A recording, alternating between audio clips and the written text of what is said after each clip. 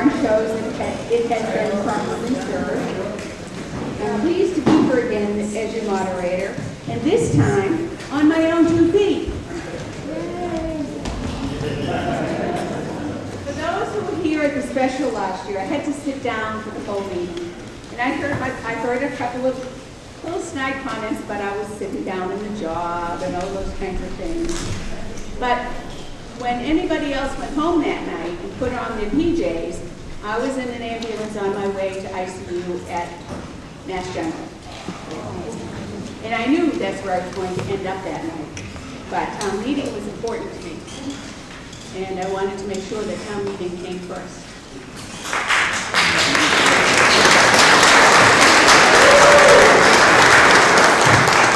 One of the EMTs that came to the house looked at me and he said, "Weren't you just at town meeting?" I said, "Yes, I was." So for those of you that are here for the first time at town meeting, welcome. I see many familiar faces. This seems to be a meeting that we have lots and lots of familiar faces. So you're the standards of the town. You're the ones that come every single year, annual town meeting, special town meeting, and you know the ins and outs of what is going on. The purpose of town meeting is for the voters to approve or disapprove monies allocated to the town departments necessary for their operation, to take care of you, your roads, your children. My role in tonight's meeting is to maintain order and handle the running of the meeting, to make sure that we take care of the business that helps the town run. It's my responsibility to make sure that anyone that wishes to be heard is heard. And I expect all speakers to maintain civility and decorum. Now, we do have a couple of exits. We have one on each side here. This is where I feel like I'm in an airplane. And we have one in the back. So I need to tell you that for safety reasons. To lead us in the Pledge of Allegiance for the last time as selectmen, we're going to have David Circus, please.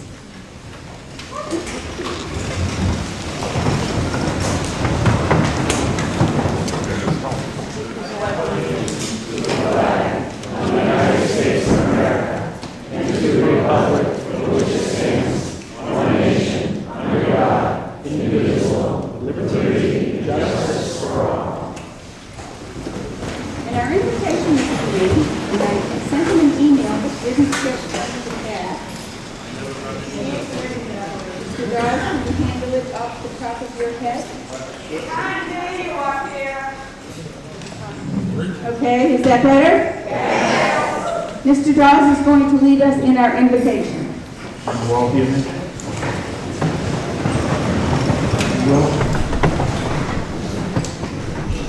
Almighty Father, Creator of all things, we come before you this evening to thank you for your blessings in our community. Tonight, we are gathered together as a community to discuss and vote on the next fiscal year's budget. Lord, we ask for wisdom, discernment, and focus in our conversations and votes. As always, each of us who has prayed this evening pray to you in the manner in which we were each taught. Amen. Amen. Thank you very much. Now, we have a rather large staff here tonight. We have lots of tellers outside. We have Kathy and Bob Sachs, Sue and Scott Daigle, Joe Bouchard, Sandra Brock, Star Anderson, and Barb Hunt. They have been the tellers that were checking you in, and they will be coming into the room so that they can vote. They will be taking turns kind of making sure that they get the late voters. Now, we do have a non-voting seating area over here on the front left from where you are sitting. And I have a list of those that are in that seated area so that we know who is here. We do have a few people that will be sitting with their departments, and we know where they are as well.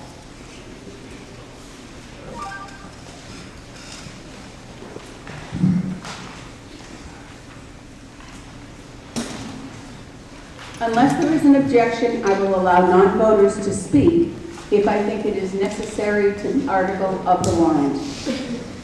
Voting members on stage, are David Surface, Gary Fowler, kind of wave when I say your name so they get to know which selectman is which, Doug Dawes, Joseph Bonavita, and Stephen Sadler. Our town clerk for the very last town meeting is Jan McCrane.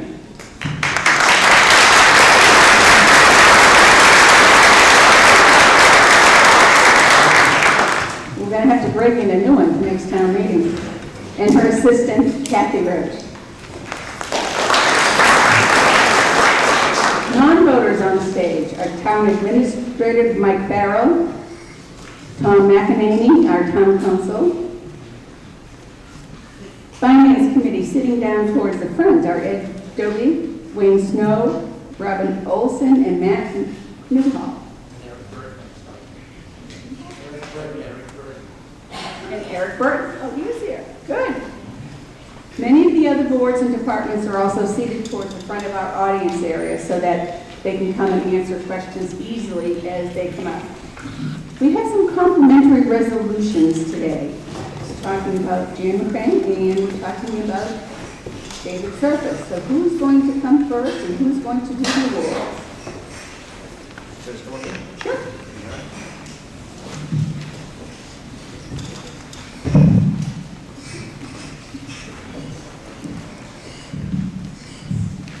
So first and foremost, I have to apologize for being so casual. I just got off a plane, so I apologize for that. But I wanted to come up and honor two individuals who really are very deserving. Since my time serving on a couple of boards, I have found that it is very difficult to find folks that will give up their time, from family, from work, to volunteer for the town to make it, a better town. So I'm very honored to actually be able to recognize these two individuals for many, many years of dedication, from volunteering their time, again, away from family, away from friends, events, things of that nature. And I'm very proud, to say that, they did a wonderful job, while they were, in service for the town. So first I'd like to recognize Janice McGrain. This certificate of appreciation, may it be known that this certificate is hereby presented to Janice McGrain, Town Clerk, for serving the town for 28 years. 20 years as...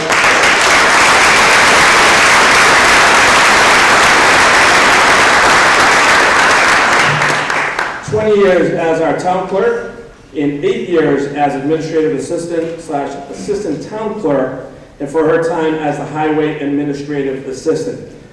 This certificate of appreciation is presented May 7th, 2018 by the Board of Selectmen of the town of Georgetown. We want to congratulate you, and we wish you the best in moving forward. Okay.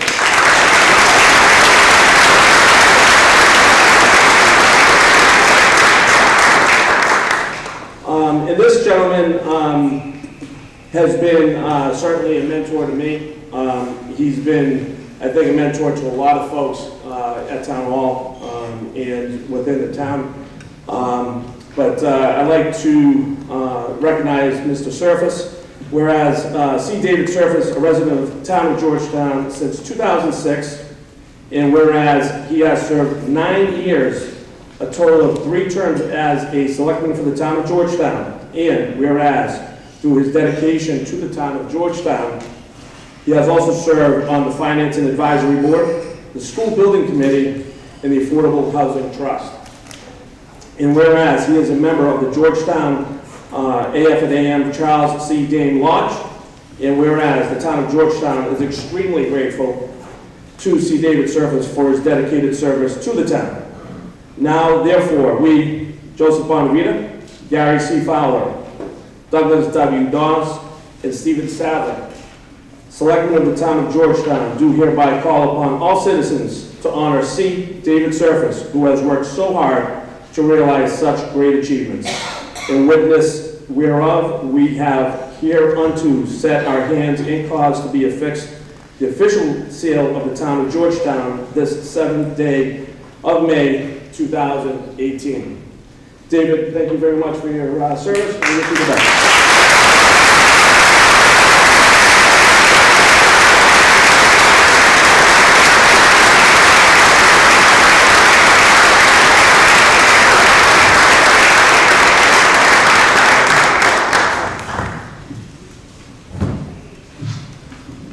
Congratulations to both of you.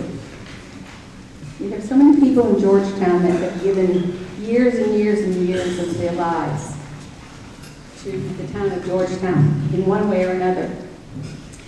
The procedure of the meeting will be, I will call for the warrant article. I will then recognize a sponsor for the motion. Once the motion is made, I will wait for someone to second the motion. Each motion must have a second before any discussion. Then I'll ask for reports from the appropriate boards. Then we will open the floor for discussion.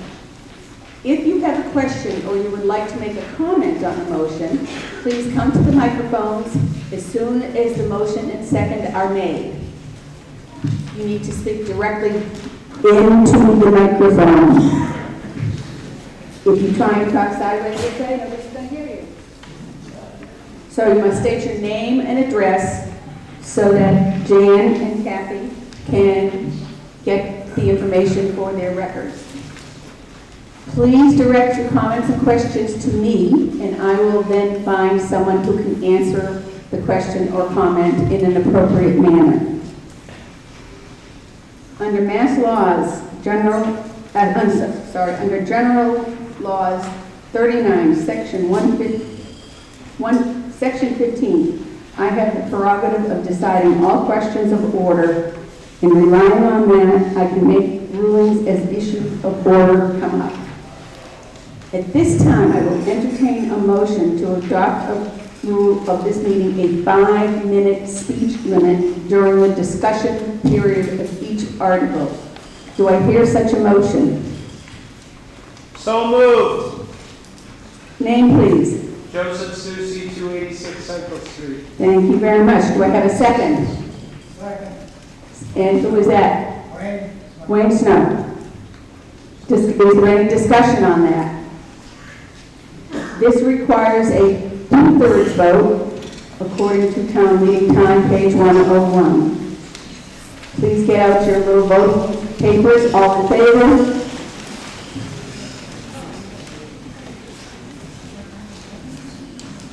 Opposed?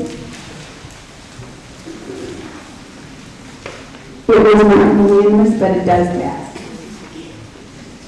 As you see, we have 2 town meetings before us. We have a special town meeting, which has been called to take care of the business for fiscal year 2018. And then we have another warrant which will take care of the future of 2019. Do I hear a motion to adjourn the annual town meeting, which will reconvene immediately after the special meeting? So moved, Madam Moderator. Harry Lockley. Harry Locatilia. Seconded, Wayne Snow. Seconded, Wayne Snow. Discussion. Okay. All in favor of doing, again, voting slips. I have to move away from the light, otherwise I get a reflection. Opposed? I hereby call to order the special town meeting. Article 1. There is no motion on Article 1, so it is considered passed over. Article 2. Appropriation of free cash for the snow and ice deficit. Wayne Snow, please. I move the town transfer from free cash the sum of $284,922.99 to be applied to the FY 2018 snow and ice deficit. Can I have a report from the Finance and Advisory Board? Yes, I need a second on that. Couldn't hear that. Can you get closer to the microphone? Is it on? Aye. Hello? Yep. Good, there we go. Try again. I move the town transfer from free cash the sum of $284,922.29 to be applied to the FY 2018 snow and ice deficit. 29 cents, that puts me. Second. I have a second from David Circus. Is there any discussion? We had a lot of snow and ice this March. January and February weren't too bad, but March was a killer. This requires a majority.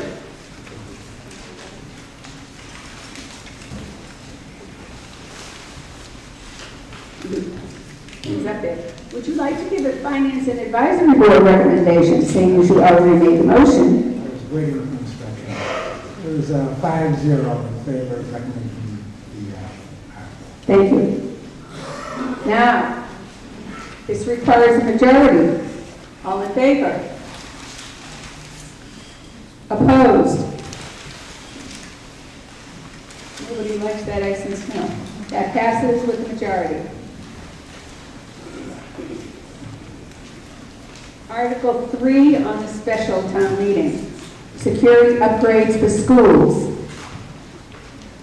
I move the town transfer from the capital stabilization fund the sum of $88,846 to purchase, design, and install the security upgrades for the Pearlie, Pembroke, and Middle High School. Do I hear a second? Second. Adobe. Adobe, second. I need a report from the Finance and Advisory Board. It's 5-0 in favor of recommendation. Thank you. Is there any discussion? Would you like to explain exactly what this is going to be used for? It says security upgrades. What kind of upgrades? Not me. The gentleman over there will stand up and explain. John Cutler will explain. Chief Cudmore. You didn't think you were going to get to sit long, did you? John Cudmore, 169 R Nelson Street, Police Chief. Mike Anderson, Amber Street, Buildings and Grounds of the School Department. As a result of the recent events across the country, we took and examined all 3 of our school buildings, and in conjunction with the school department, determined that we're deficit in several areas, especially at the high school. So we've taken the task of putting together a plan to improve our schools for the safety of the kids and staff. Okay, thank you. Now, this requires a 2/3 vote because it's coming from the Capital Stabilization Fund. So all in favor?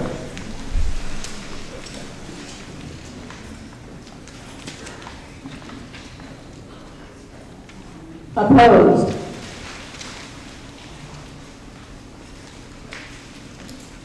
It is not unanimous, but it does carry a 2/3 vote.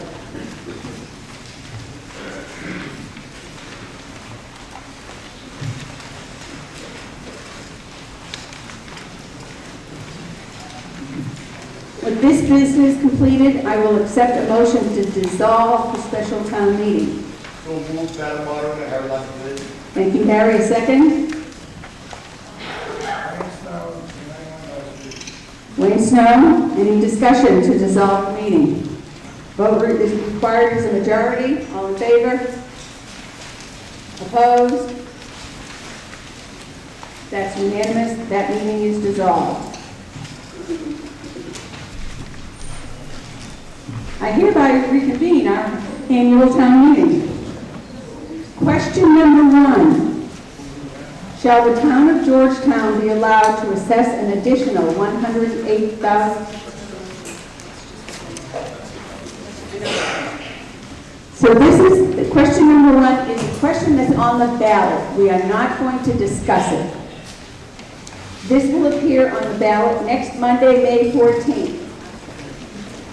The discussion will be held when we get to Article 3 on this warrant tonight. Article 1, Town Officers and Committee Reports. Do we have any town officers and committee reports? So we go directly to Article 2, General Operating Budget Reserve Fund.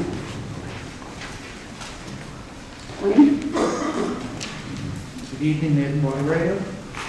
Move that the town raise and appropriate the sum of $29,517,253, appropriate by transfer from the Water Department Enterprise Fund the sum of $271,147, transfer from the septic betterment the sum of $21,060, transfer from the Community Preservation Reserve for debt service the sum of $193,700, and transfer to transfer from free cash the sum of $80,000 for a total appropriation of $30,083,160 to defray charges and expenses of the town for the fiscal year beginning July 1st, 2018, including support of the town's public schools, Whittier Regional Vocational Technical High School, and Essex North Shore Agricultural and Technical School, to fix salaries of the several elected officers of the town, and to provide for reserve fund for the fiscal year beginning July 1st, 2018, in accordance with the line items and Finance Committee and Advisory Board's report to the May 7th, 2018 annual town meeting. Thank you. Do I hear a second? Second, Madam Moderator. Harry Cotillion. Discussion. I need a report from the Finance and Advisory Board first, please. Madam Moderator, the Finance and Advisory Committee votes to recommend 5-0. Thank you. Discussion. We're spending over $30 million and nobody wants to say anything?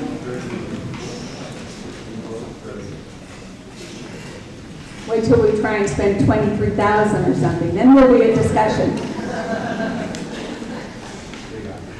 No discussion, okay. The vote required is majority. All in favor?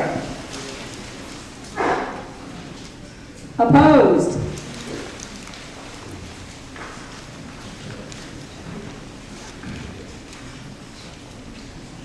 I see that as a unanimous vote. No reason, Madam Moderator.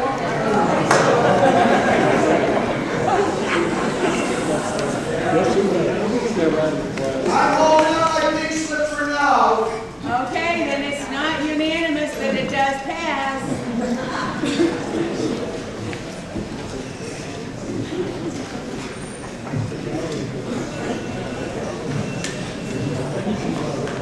Okay. Article 3. Who would like to read the motion? Move to raise and appropriate the sum of $108,000, which will be added to the general operating budget appropriated under Article 2 for the purpose of funding a school resource officer within the police department for the fiscal year beginning July 1st, 2018. This is contingent upon approval of a Proposition 2.5 override question pursuant to Chapter 59, Section 21C, G of the General Laws of Massachusetts. Thank you. Do I hear a second? Second. Mr. Circus. Report from the Finance and Advisory Board. Finance and Advisory Board voted 3 votes for recommendation and 2 abstentions.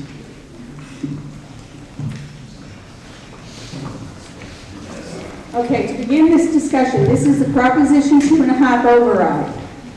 We now have one officer and one that is shared between 2 schools. With the Proposition 2.5 override, this money this year will go to a police officer in the school. The money next year will go into the general budget, will go into the general fund. Usually, they try and make sure that the money gets budgeted back to the schools. That is not a guarantee. So once a 2.5 override, next year it will go into the general budget, just so that everybody understands that. Although they, Point of order, I don't think that that's the case. It's not coming from the school budget. No, what I'm saying is when an override is used, once an override comes in, it then goes into the, after this, it then goes into the general budget.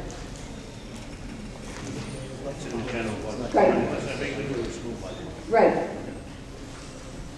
So this year it will go to the police officer in the schools, and after that it will go to the general budget. So, discussion. Please. Robert Kevin, 20 Cedar Lane. I want to start out saying I'm in favor of the resource officer, 100%, but I have a question about the funding. Based on the August 16, 2017 minute notes from the selectmen, right now the Greenbridge Health Inc. and Pharma Health will be giving the town at minimum $200,000 of unencumbered funds. They're not part of the budget. They're funds that the town gets from those two. It should be about $300, but the penalty clause from the Healthy Farms will drop it down to $200. Can the town encumber those funds specifically for the resource officer and not go into the general fund, therefore not needing the 2.5 override? Because later in this meeting, we're going to be going into a 3% tax the town will collect. Can we encumber that? Because based on $4 million of sales between those two businesses, we'll collect $120,000 in additional tax, and that's the minimum side of both companies. Can we encumber those funds and not need a 2.5 override? Good question. Who would like to handle that one? I can answer that. Okay. Steve Sadler's, Hammond Hillside Drive.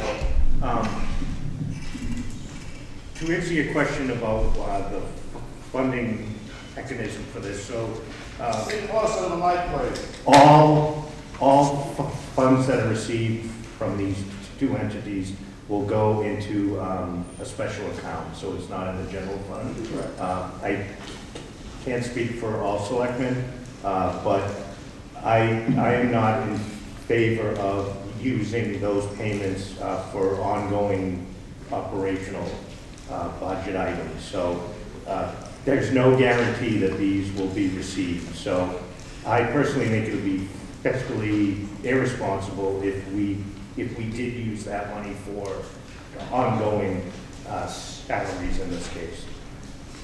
Madam Moderator, can I have a follow-up question? Yes, sir.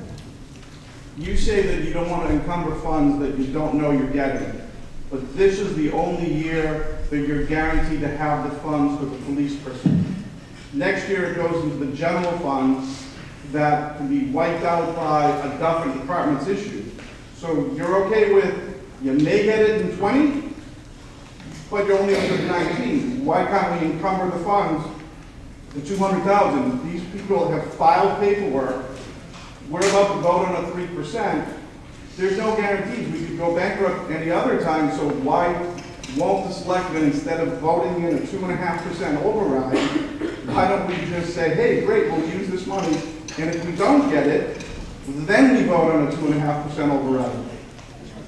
Yeah, I mean, I think for this particular example, it was a timing issue, so it would have been too late for us to get in the SRO that we have today, and I could let the chief elaborate on that, but that's my position on it, is that I only want to spend the money from these two establishments on one-time purchases.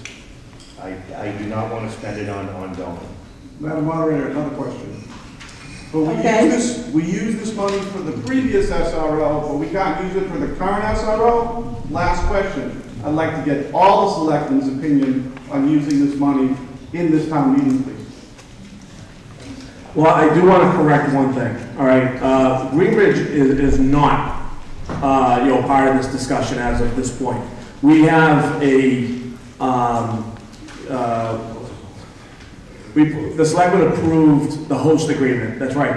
They have yet to go in front of the planning board to get their license to operate, okay? They are not part of this equation right now, okay? Healthy Farms has been in operation. Their first year anniversary is upon us. They do have a payment coming due, okay? But we also know that, for those who know, Healthy Farms has also had a very large issue where they have been shut down, for the last month or 2 months, whatever it is. So who's to say that they're not even in business next year? Okay, we can't count on funds when we don't know that they're gonna be there. And I am in 100% agreement that we cannot use it for an ongoing expense item. Again, Greenbridge is not in the mix right now. They don't even have a license to operate. Okay, we just have a agreement that it was the first step that we approved as, something that they can now go to planning with. That is all. Madam Moderator, Well- I'm under my 5 minutes still. I understand you're saying that they're not in business, but based on your statement, Healthy Farms is then required to pay $150,000, whether it's selling a dime or $4 million. And over $4 million, they're required to pay 3% additional, not including the tax. So if they come back, they sell $4 million, everything over $4 million, we make 3%, and they're required in FY19 to spend a check to $150,000. You're saying we can't use that money, but in the last budget for the current SRO, you did use this money. No. You used none of the Healthy Farms money? We haven't received a dime from Healthy Farms, not one dime. On one of the meeting notes, you said you were going to use that money from the Healthy Farms. Okay, I think you might have misconstrued that. That was not- gentlemen, no. I think we have gone astray. Okay. We're working on Article 3 for a 2.5 override. Let's get back to that. Ed Dobie from Financial Advisory Committee. No one likes to have an override, and every year we wrestle with the finances that we have available to us to try and pay for everything that we need to pay for. This year is a very special year because of what's happened in Parkland and in other areas, where we have this random violence that we're facing that could happen anywhere, anytime. The whole reason for this request for a 2.5 override is simply because of timing. We need to have the SRO in place. We used what little funds we had left from the end of last year in order to pay for 3 months of the SRO. We were unable to come up with the money to pay for it on a go-forward basis. The budget has to be certified. We have to do this in order to get this through and make sure that we have an SRO. Is there anybody else that would like to speak? Name and address, please. Larry Bloom, 5 Village Avenue. I'm not understanding the need for a school resource officer. What's the crime that we're expecting or occurring in the schools? Is it drug use? Is it, and why is the current policing inadequate to fight crime in the schools? I'm actually going to ask our superintendent May to... I just say, I think I made myself clear that the crime is random. Nobody has a crystal ball. Nobody can predict what's going to happen. But we do know that if we don't take steps and something tragic happens, then we all have to look at ourselves in the mirror and take the blame. We can't predict things. We can only guard against them.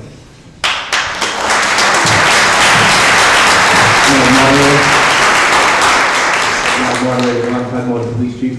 Yes. It's pretty clear, given, in light of the situations, if you're watching television, reading the newspapers, it's not about the crime rate in the schools, it's about protecting the students and our faculty and our community. Probably the most important thing is the current position right now splits 3 schools, not 2. And by the time they're done with the traffic posts that we do down there at Elm Street and East Main, the time is limited within the buildings. This building here has been unprotected for most of the year, and given the circumstances, the parents overwhelmingly wanted additional police protection in their schools, period. I've attended 3 community meetings.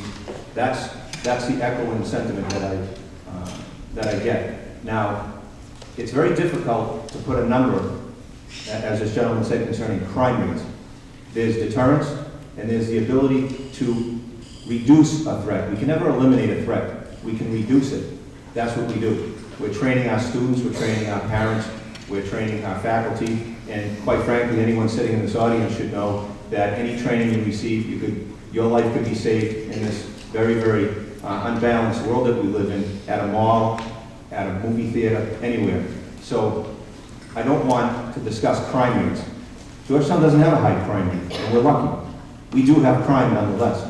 A lot of things that you see in the newspaper, we're not allowed to report the crimes that go on in our community. Freedom of Information Act. So, you know, yes, we have lost dogs and motor vehicle stops and street lights out, but that's really not the crux of what we're doing as the police department. The police department has not been added to, with the exception of last year, since 1999. We've had a 38% population increase, our call volume has tripled, yet we're still running 12 full-time police officers and about 18 full-timers that continue to rise. I have more part-time officers than I do full-time officers. It's not a sustainable model moving forward. And you're going to hear from the fire chiefs at some point, the part-time model is not sustainable. Given that, once that SRO in the school district is closed, that SRO will come back to the police department and we can work on some of our traffic initiatives, which this last SRO did do that. And we're actually able to reduce some traffic complaints in probably 30 areas in our community. I think everybody knows that sits out on our 4 main thoroughfares, traffic has increased a little bit, has it not? So we're trying to deal with that. And we've lost our ability to apply for grants. I get calls every day about grants. Our crash volume is down because it's hard to crash when you're sitting still. So we did have a lot of crashes back in the day for traffic enforcement, but we don't have crashes anymore because the traffic is standing still during those critical time periods. That officer will come back during the summertime, assist with our initiatives in our parks, as well as assist our citizens with other issues, specifically traffic. And that's what my intent is to use that position for. Thank you.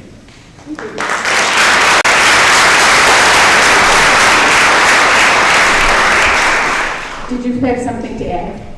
Well, thank you very much. That explains it. You know, it's not just a school resource officer, but you know, when he's not in the schools, he or she is not in the schools. There's other things for them to do as far as traffic enforcement, things like that. So, my main concern is we were having a permanent unnecessary position, you know, of $188,000 that was going to go into the general fund permanently and not receive much benefit from it. Thank you. Mr. Epstein? I'll defer to the selectmen at the moment.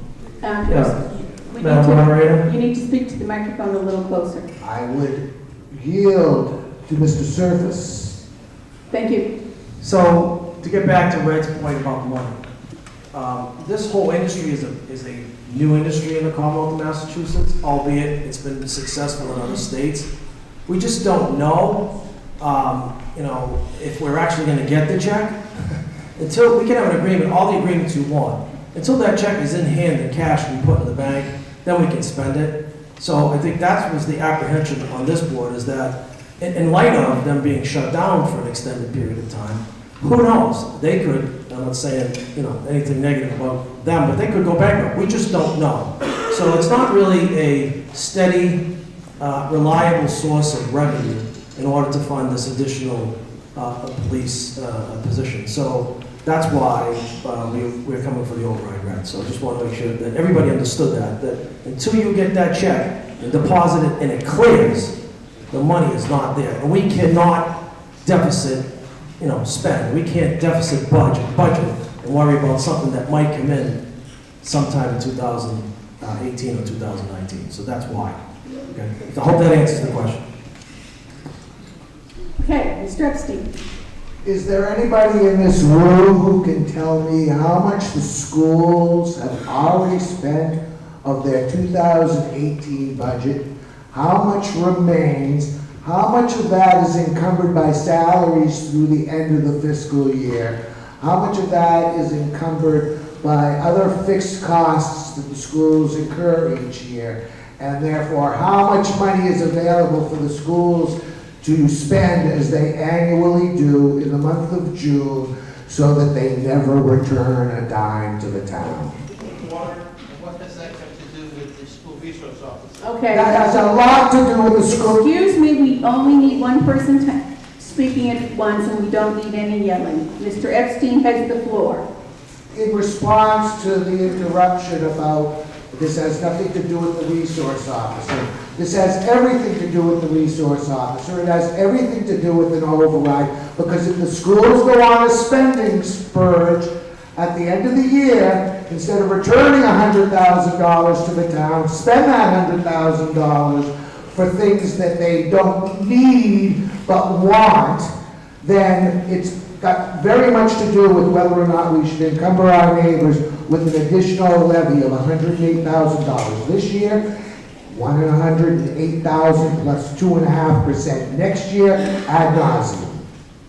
Is there anybody that can answer that question? I have a comment, moderator. Madam No, Moderator. first I'd like to know if there's anybody that can answer the question. Yes, I can answer that question. Even if, Mr. Epstein, the money came back to the town, it wouldn't be able to be spent until 2020 through the free cash. Okay? Just letting you know that. So it wouldn't come back to 2020. Madam Moderator, may I reply to that? Yes, you may. The point is that if the schools have $100,000 plus that they go and spend on wants at the end of the year, then there's $100,000 in the 2019 budget that was just passed to pay for this resource officer. And if we cannot get a straight answer from the town fathers, or the town treasurer, or the town accountant, or the school committee, then we should not vote for this override at this time. Okay, thank you for your opinion. Yes, you may. Ed Doby, .31 West Main You Street. can raise that up so that you don't have to bend over.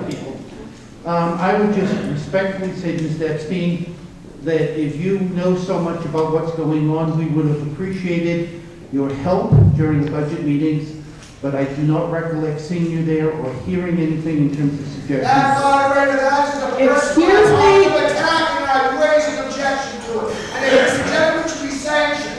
Excuse me, Mr. Epstein. If you would like to say something, you may come to the microphone. If you scream from your chair, I would ask you to leave. And you know I'm serious about that.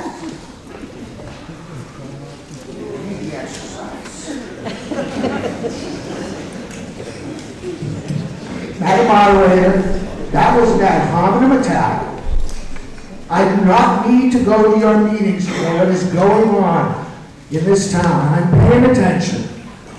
That you can't think of these things and then give me an ad nauseum attack for not attending your meetings. You are out of order, sir, and you should be asked to leave, or at least sanctioned by the moderator.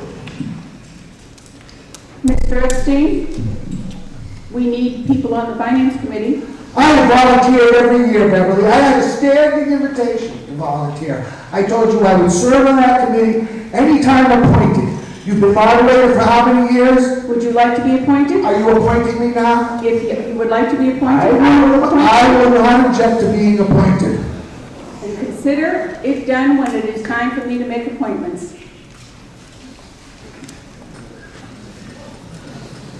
Would anybody else like to make some discussion on this? Madam Martin, I'd like to make a statement, not to get off point, but, you know, there are a lot of people that have a lot of comments around our schools and how they're run, you know, fiscally. Until you really sit down and look at the numbers, and maybe some of you have, okay? But, you know, I have many times, okay? I think that our town, our school administrators do a wonderful job based on the challenges that they have in front of them. One area that I've learned a lot about since I've been in my position, or a couple of areas, is school choice and special education. If you want to get just an absolute headache for an hour and try to figure out how that works in this state, okay, I welcome you to try and figure that out and look at the numbers, okay? These folks every single year, okay, take on challenges around those numbers, okay, which they have absolutely no control over, okay? The state gives our school system a certain amount of money, okay, to cover these expenses, okay, year over year, okay? And when it comes to those numbers, okay? They basically have to say, okay, this is this, the state's giving us this, and it seems like every year, those numbers are absolutely flying off the charts. This year, as a matter of fact, we actually thought we had some numbers coming off of the books, but in actuality, we had another case that actually raised the numbers. So this is just one area of, the school finance area that, I would really welcome some people to really look at. But I think overall, our school committee and our superintendent have done a wonderful job with, an increasing amount of kids in new school, a number of different, different expenses that they've had to kind of juggle.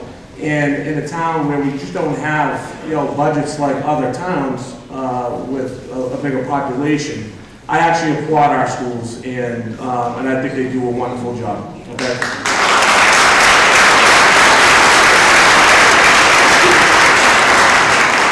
So now we still need to get back to Article 3. Madam Moderator, Yes, sir. I'm still waiting for an answer to my question about how much money the schools have to spend on wants as opposed to needs through the end of the fiscal year. And I think that is a fair question, and it is relevant to the topic as to how. Does anybody here have an answer to that at their fingertips? Point of order, moderator, this is a police matter, not a school matter, so that question. Not from the back of the room, you don't speak. Madam Moderator, Robert Kelly, 20 Cedar Lane. This is a police warrant article. It is not a school. That question is point of order. This is for a school Okay, so resource yes, point of officer, order. Madam Moderator. I think it's very much in order, but apparently there is nobody in this room who can answer that question. At this point, I have not seen a show of hands that there is somebody that can answer the question. So the question will have to be answered through a school finance meeting. Tom Moderator. Yes. I'd like to make a general statement as far as an answer. I know, as a chairman of the Board of Selectmen, I work with our school committee quite closely. And what I will say to that question is I don't have a number, okay? I wasn't ready for, that question. What I will say is that I trust Superintendent Jacobs and the school committee 1,000% that if there was money in the budget that they could return to the town, they would do so. Period. Okay, so if there are no other discussions, is there another discussion? Okay, yes, ma'am. Eileen Seabrook, 3 Pillsbury Lane. I actually have a question regarding Article 3, whether that $108,000 is solely the salary for one officer for 40 hours a week. Good question. All it's for. Is that $108,000 the salary for that police officer, period? Madam Moderator, Chief, that is not. The $108,000 is a number that was derived due to fringe benefits, health insurance, retirement, things like that. The average salary of the officer, of the person who's sitting in that position right now, is roughly $80,000, $78,000. So the rest would be to cover Fringe benefits. health benefits and retirement and the rest of what goes with the job. Okay. So I have a follow-up question. You had mentioned that it sounded to me as though you were hoping most for alleviation of traffic problems with this position more than fears for the safety of the students. That seemed to be a way of balancing. That's not what I said. What I said was that during the school year, they would be in the schools. During the summer months, when school's not in session, I would utilize them to assist us with traffic and other town issues. That's what we're Because they would be in the schools, that's correct. Next. Hi, Carol Esposito, 5 Lisa Lane, Georgetown. My point on this is that I think it's really dangerous to fund a salary. I think it's really dangerous to start the precedent of funding a salary, a personnel salary, to an overall. I I think this should come through.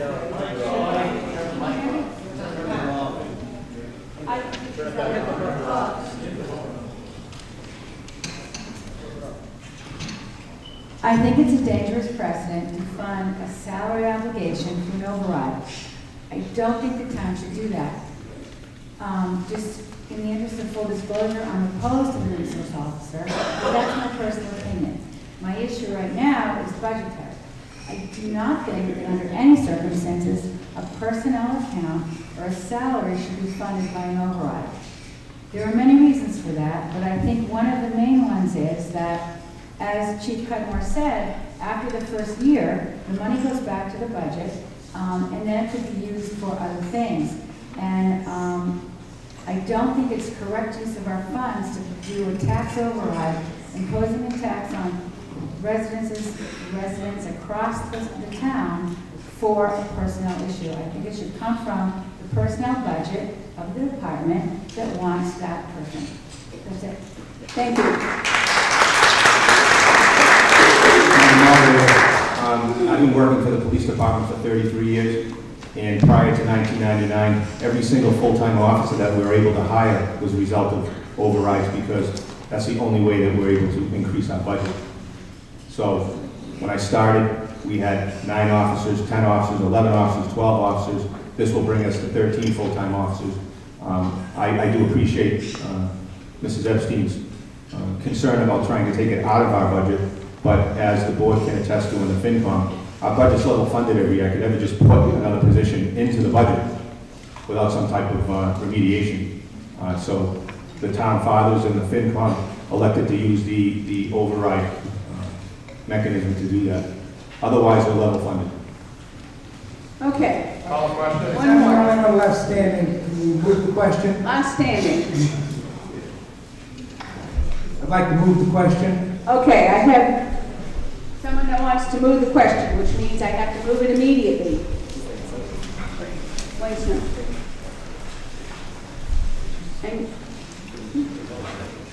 I need a second to do that. Second, Madam Moderator.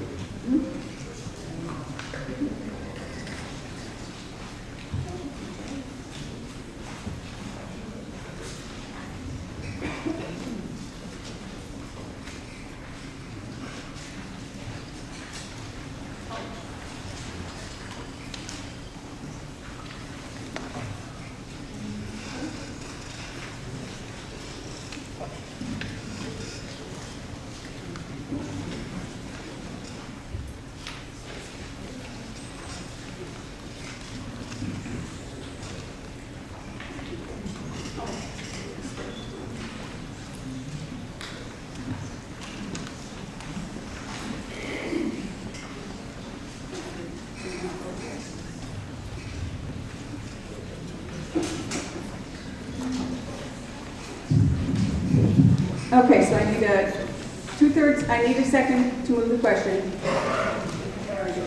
I've got that from Harry. It needs a two-thirds vote to move this question. So I need a two-thirds vote to move the question and to get ready for a regular vote. So all in favor of moving the vote?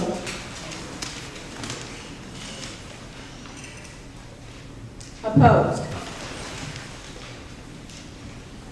It carries with the two-thirds.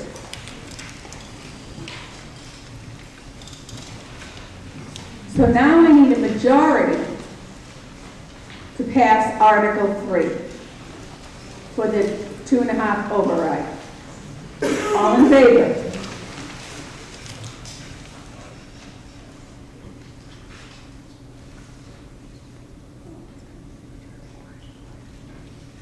Opposed?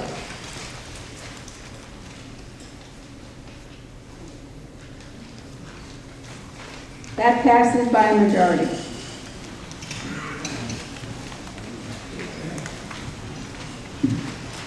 Article 4, the Water Department operating budget.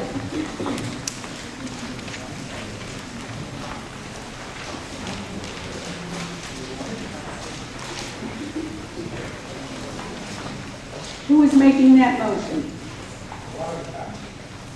Water Department.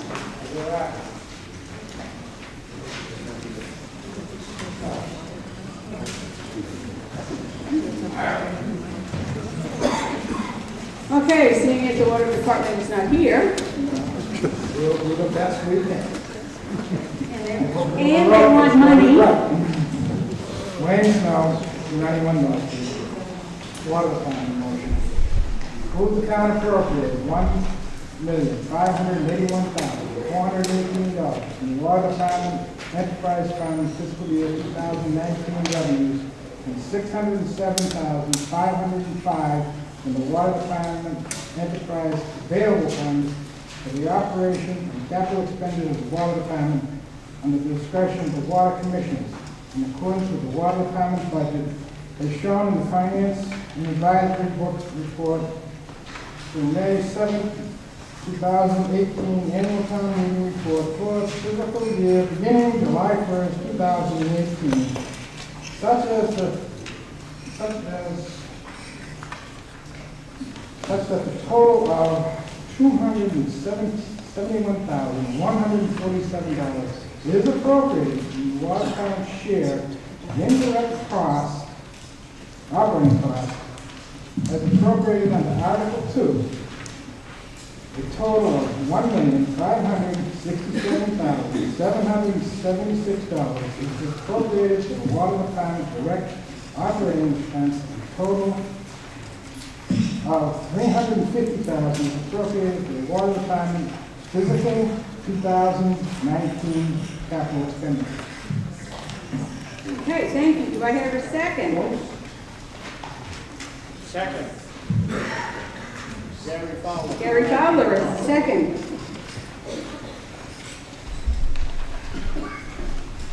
Report from the Finance Advisory Committee, please.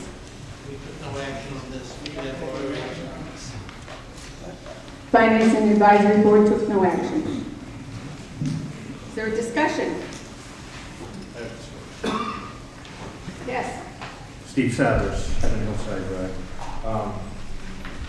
I just have to say that I'm extremely disappointed that the water department or the commissioners did not attend tonight's meeting. This is their area. It's our water, and whether or not we have issues or we don't have issues with it, I think it's disgraceful that we don't have one representative here from the water department to go over this article. Answer any $1,567,776, you're right.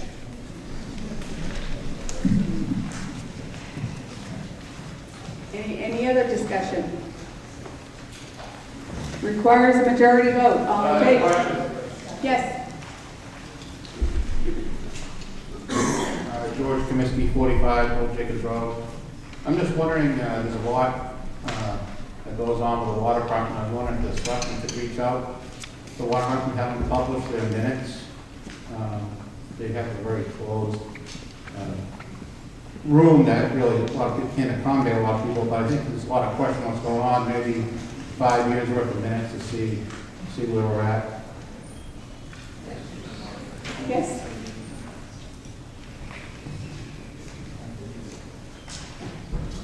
Sir, thank you for your comment. I will actually call on them for our next agenda or the following, okay, to get some feedback for you, okay?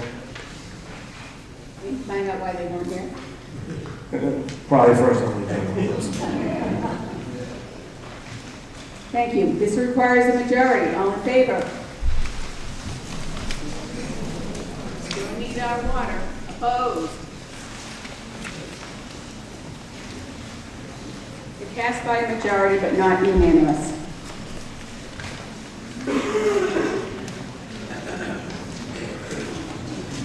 Article 5, Fire Department Ambulance Operating Budget.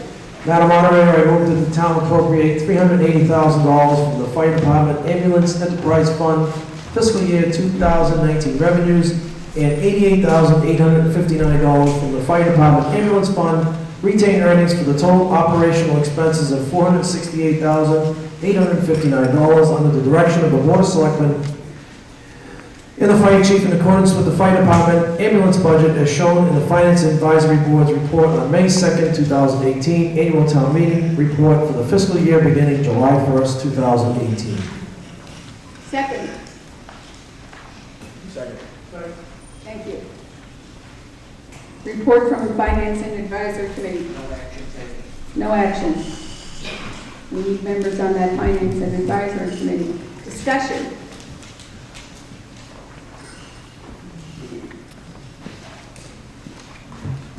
We have a very wonderful ambulance department, trust me.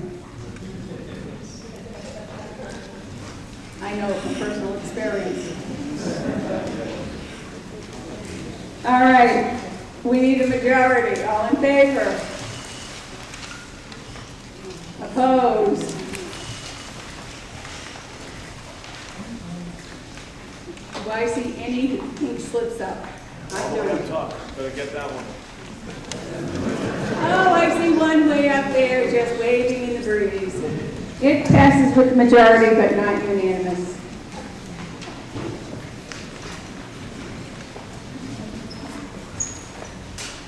Article 6, local access programming. I move that the town vote to appropriate from the PEG Access and Cable Related Fund the sum of $75,000 for salaries, $25,000 for expenses relating to provision of PEG access services and oversight and renewal of the cable franchise agreement for the fiscal year beginning July 1, 2018. Report from the Finance and Advisory. We take no action if no response is made. Oh, I'm sorry, I need a second. I need a second first. Second? Second. Thank you.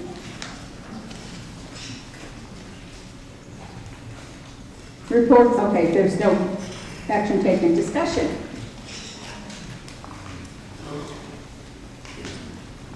Okay, vote requires a majority. All in favor? Opposed? I see one little pink one waving in the breeze again. So carries majority, but not unanimous. We are now entering into our consent calendar.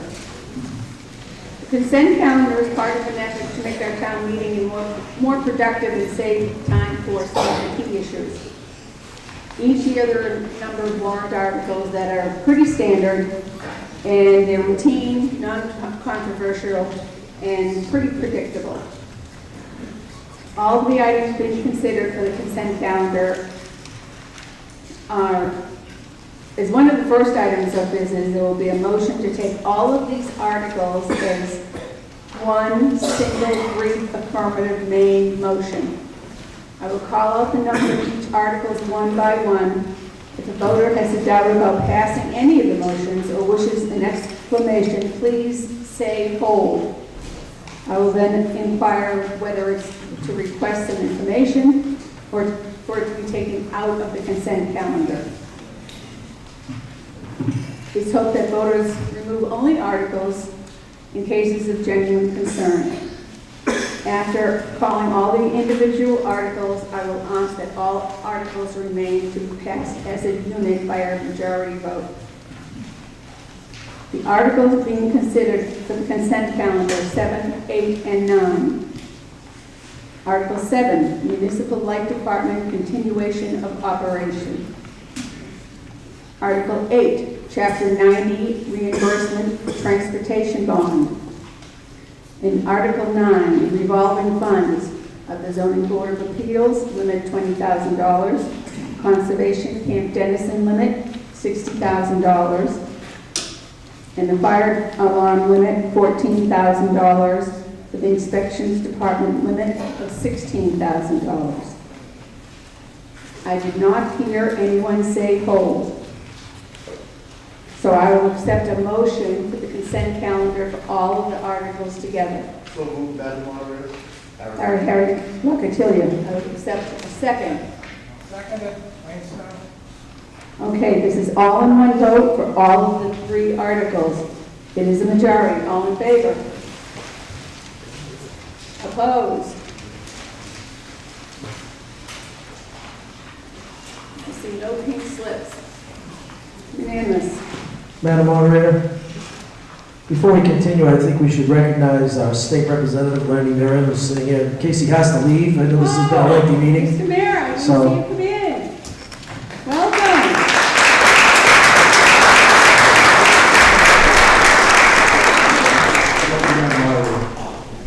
Welcome to our meeting. It's nice to have you here. Pleasure to be here. I snuck in the side door on us, didn't you?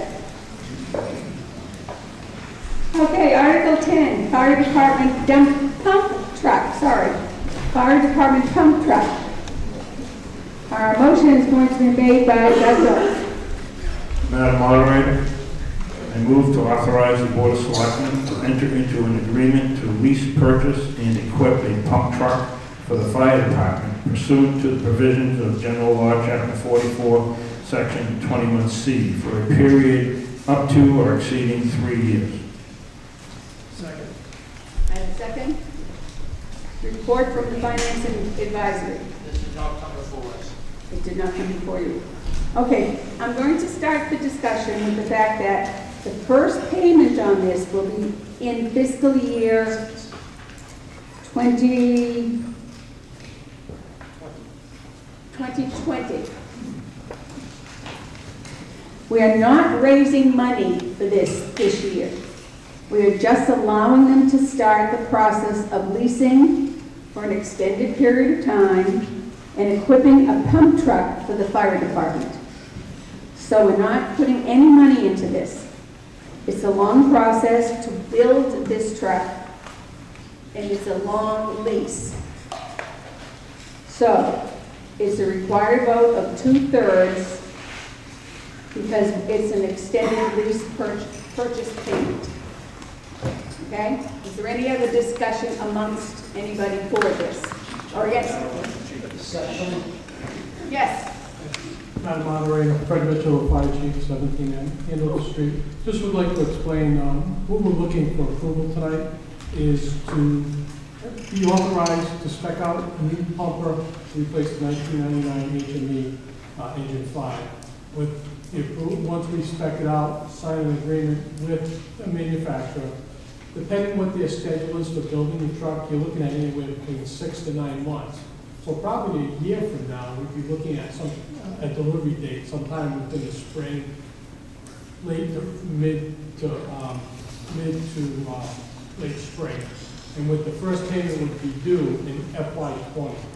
So we're not even looking at any funds this year. It would be budgeted into the fire department budget for next fiscal year 20. So this just allows us to begin the process of letting them know what we need to have built into the truck that we need. Correct. Okay. Yes. Madam Moderator, Joseph Susi, 286 Central. Just a point of information. So is this giving the fire department the authority to enter into a purchase agreement for this truck and then next year we'll already have a signed purchase agreement and vote on funding it? I believe that would be it. We're looking to build it into the budget because the last truck that was purchased was the 2007 ladder truck. I have no qualms with the new truck. I just want to say that by approving this, then we're basically approving funding that we're not approving yet. Because we're going to basically sign a contract, right? Down the road. Yes. Any other questions? It doesn't require a 2/3 vote. All in favor? Opposed? One little pink flutter. It passes by a 2/3 vote. Article 11, Library Security System, Mr. Fowler.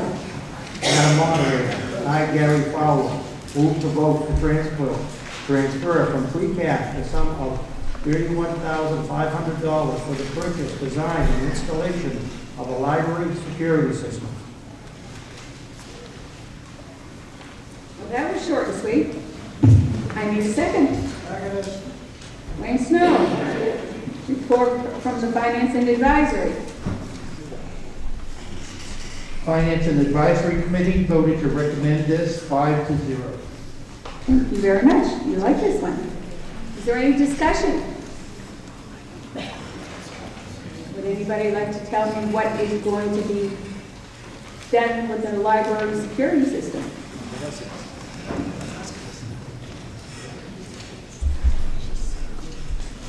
Sarah Cox, not our library director, non-resident. So this would be security cameras, an alarm system, as well as panic buttons throughout the library. Okay, sounds like a deal. Any other discussion? Majority vote, all in favor? Opposed? Carries by a majority. Article 12, Town Hall Security Systems. Dean Sadler. I move to vote to transfer from free cash the sum of $25,000 for the purchase, design, and installation of the town hall security system. We need a second. Second. Report from the Finance and Advisory Committee. Madam Moderator, Finance and Advisory Committee voted to recommend 5-0. Thank you. Discussion. And I am assuming, oh, I'm right, that it's similar to what they're doing to the library. I can speak on that, Madam Moderator. Currently, right now, the system that they're using is inadequate, and all of the operating systems are outdated, so we need to update both the camera system and servers, as well as the exterior locks on the building. Okay, thank you. Discussion. It requires majority. All in favor? Opposed? The one blind spot. Way up there at the back. Carries with the majority. I think he sits up in the blind spot on purpose. Article 13, Highway Department pickup truck. Madam Moderator, I move to vote to transfer from free cash the sum of $52,000 to purchase and equip a highway department pickup truck. I need a second. Second.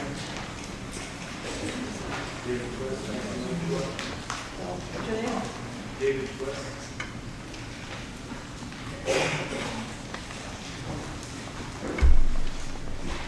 Rachel, thank you. Report from the Finance and Advisory Committee. Madam Moderator, the Finance and Advisory Committee voted 5-0 to recommend. Thank you. Any discussion on this?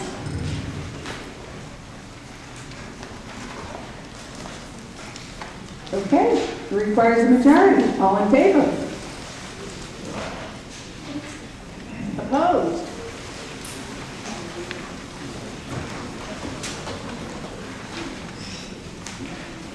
I don't see any little pieces.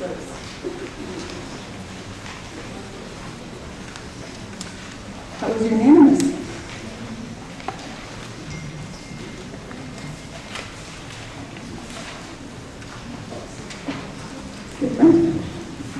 Article 14.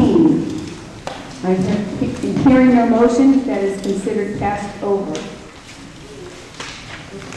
Article 15, Fire Department helmets. Madam Moderator, I move to vote to transfer from free cash the sum of $20,000 for the purchase of fire department helmets.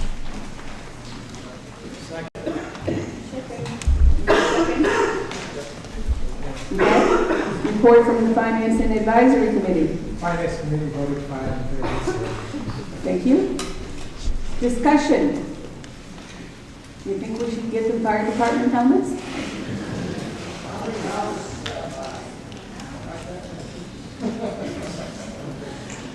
Any discussion? Yes, we do have somebody. Fire Chief. Fire Chief Mitchell. The helmets expired. They last for 10 years, but they're base standard 1851. They're coming up on 10 years. That'll buy 40 helmets. Okay. Thank you. It's a lot of helmets. It requires a majority. All in favor? Opposed?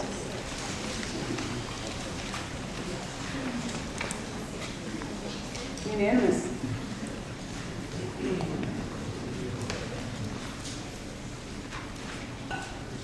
Everybody wants to be safe. Article 16. Hearing no motion, that one is considered passed over. Article 17. Madam Moderator, I, Gary Fowler, move to vote transfer from free cash the sum of $40,000 for the purchase of equipment and design and installation work for the police station T1 radio project. I need a second. Second. And I need a report from the Finance and Advisory Committee.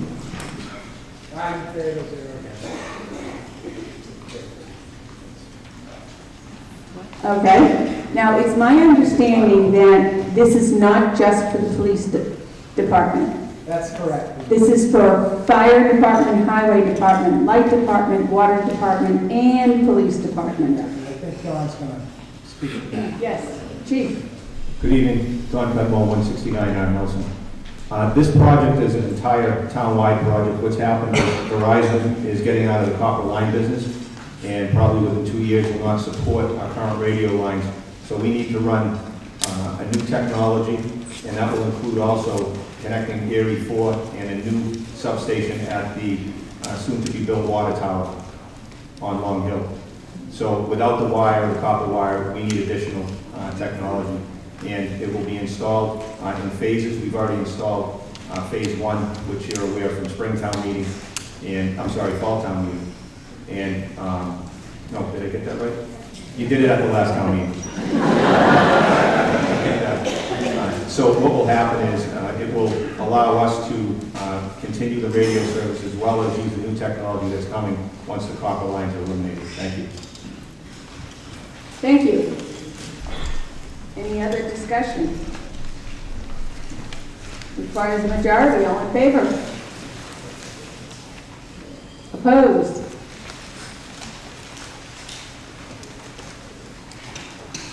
Okay, it carries by majority.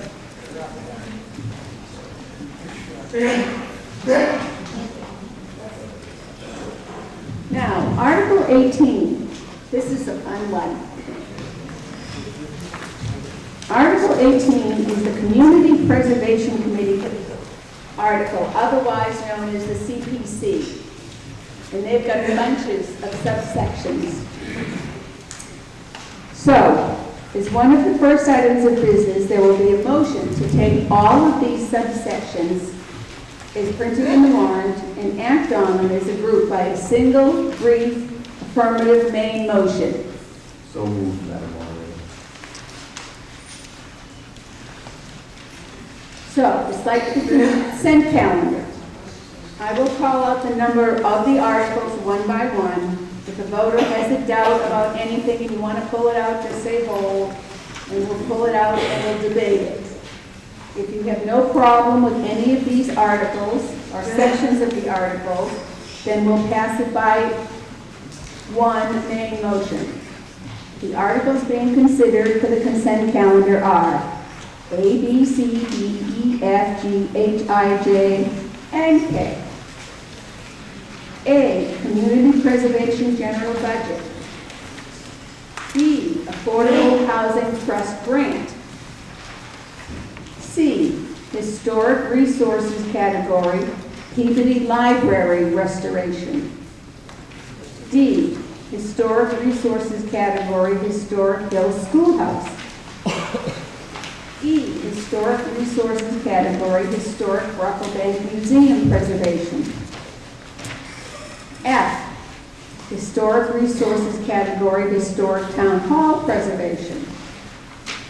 We're in the historic building. H, this open space category, Conservation Land Purchase. I missed G. Oh, sorry. To see if the town will vote. Oh, that's the Camp Dennison.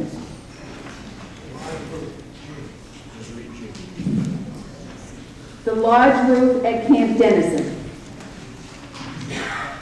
I just didn't highlight it in red in my page. I, open space recreational land category West Street replacement study. I already did it.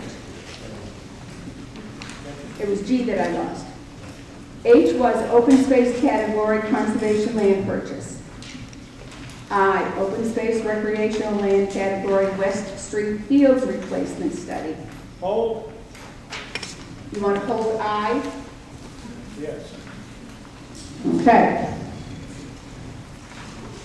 J, preservation open space recreational land category American Legion Park retaining wall. K, open space recreational land use category East Main Street active recreational land access and development. Hold K.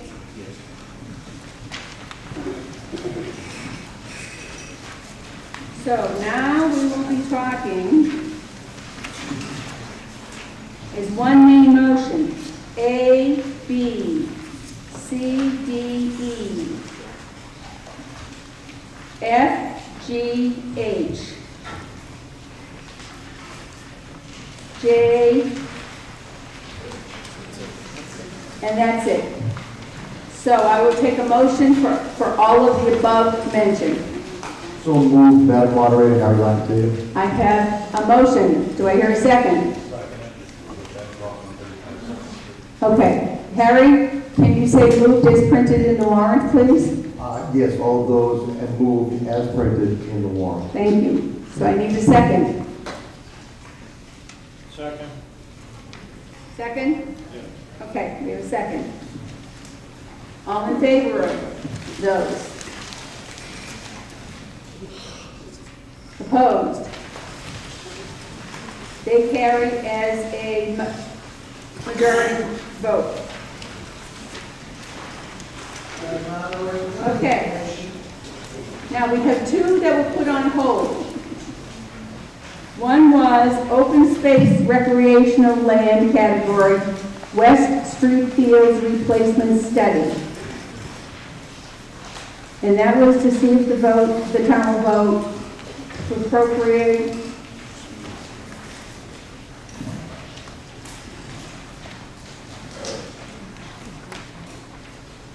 Okay, who said hold on that? Would you like to make a motion on that particular? Well, somebody has to make a motion and a second for us to discuss it. Madam Moderator, I'd be happy to do that. I'll second it. David Service. Well, he has to motion. My motion is I move the town appropriate $25,000 from the Community Preservation Fund undesignated account for purposes and subject to the conditions set forth in the warrant. Second. Okay. So, can you explain why you wanted it to be put on hold? Madam Moderator, I don't feel that the town at this point has any source of funding what could possibly come out of this study. And I'd also like to know if the Finance and Advisory Committee, I'm not seeing it in here, if they had any recommendations on this also. We had no Thank you. recommendations on this, we did not take a vote. They had no recommendations on any of this CPC.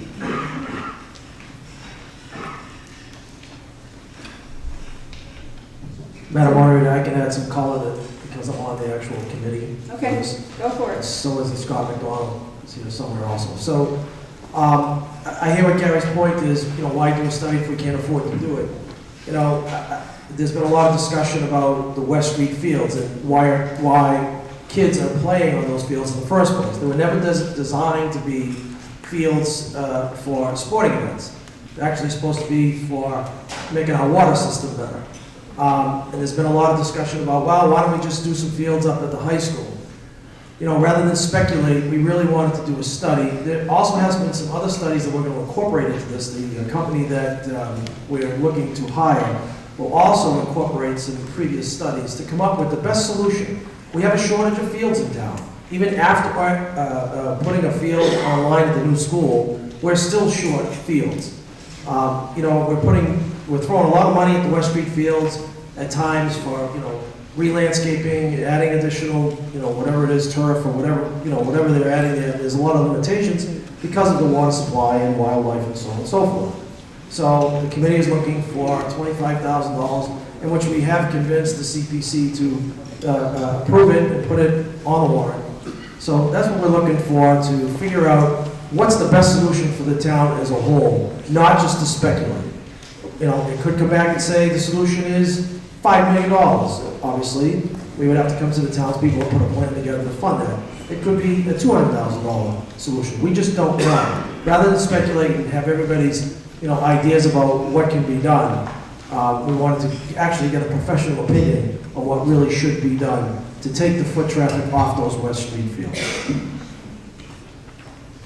Any other discussion? Madam Moderator. Madam Moderator.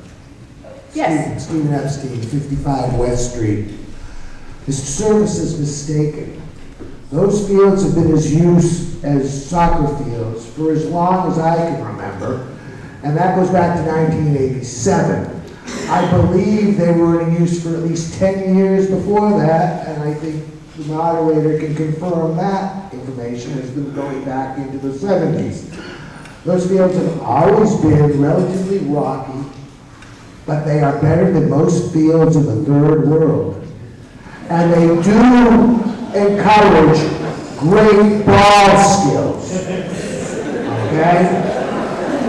Now, I would appreciate not having the traffic on Saturday mornings. I would also appreciate not having the traffic on weekday afternoons as moms and dads rush to the fields and back again. But I've lived with it for 32 years, and I can live with it a little bit longer without hiring a professional to tell us that we could use better fields, because we know that. We had a lot of fields built up at the new school. Perhaps we should have spent a little bit more money on even more fields there and a little less asphalt, but the Conservation Commission wouldn't let us build right-of-way through the wetlands so the traffic could circulate properly. We make our own problems in this town. And spending $25,000 on an expert to tell us where we might want to put fields, because I can go back even before I moved in town, where what is now the horse barn and the golf course in Miss Fabiano's home, Miss Enos's home, was offered in part to the town for a school and fields, and it was the flattest, probably best place in this town for a school. But we said, our predecessors said, no, we thumbed their nose at that offer because the gentleman who owned the farm wanted to build some houses. Well, now the town is filled with houses, and we have lots of little children who need to play. We're looking to spend an expert. We could use that money to fix up additional fields somewhere else in town, rather than pay an expert who's going to tell us the obvious. It goes up at the backfield of the high school. You make additional fields elsewhere. You improve the West Street fields because there are ways within the water company's rules and regulations that it can be improved. You can't do anything about the Blanding Studios, but you can make at least one full-size pitch up there, have some real grass on it, and maintain that grass. Okay. If you do it right. Okay, Steve, was that a yes to do this study or no? I'm opposed to the study, that was clear. Thank you. Mr. Epstein, thank you for the history lesson. But using the fields the way we're using them for these many, many, many years has taken its toll. They were never designed to be athletic fields. Never. And if I was you, I would spend the money to stop the traffic coming up down my street every week. So anyway, but that's just personal. Next person at the other microphone, please. Josh Greenblatt, 3 Harris Way. I'm also the president of Georgetown Youth Soccer. We have 450 kids that play, and West Street practice on West Street. We do the best we can there. The new fields that are online are just enough. I was asked by the selectmen, if we lost West Street, do we have the facilities in town to accommodate those 450 kids? And the answer is no. There's nothing we can do at West Street to improve the conditions enough to not make it a hazard. It's a hazard. I'm not going to compare Georgetown to a third world country. I'd like some grass for the kids to play on. I think a study is a good idea to find locations in town that make the most sense, not only for the number of fields that we may need, but the impact on traffic and other things like that. I'm in favor of this study, and I believe the other members of the GAA and Georgetown Youth Soccer are in favor also.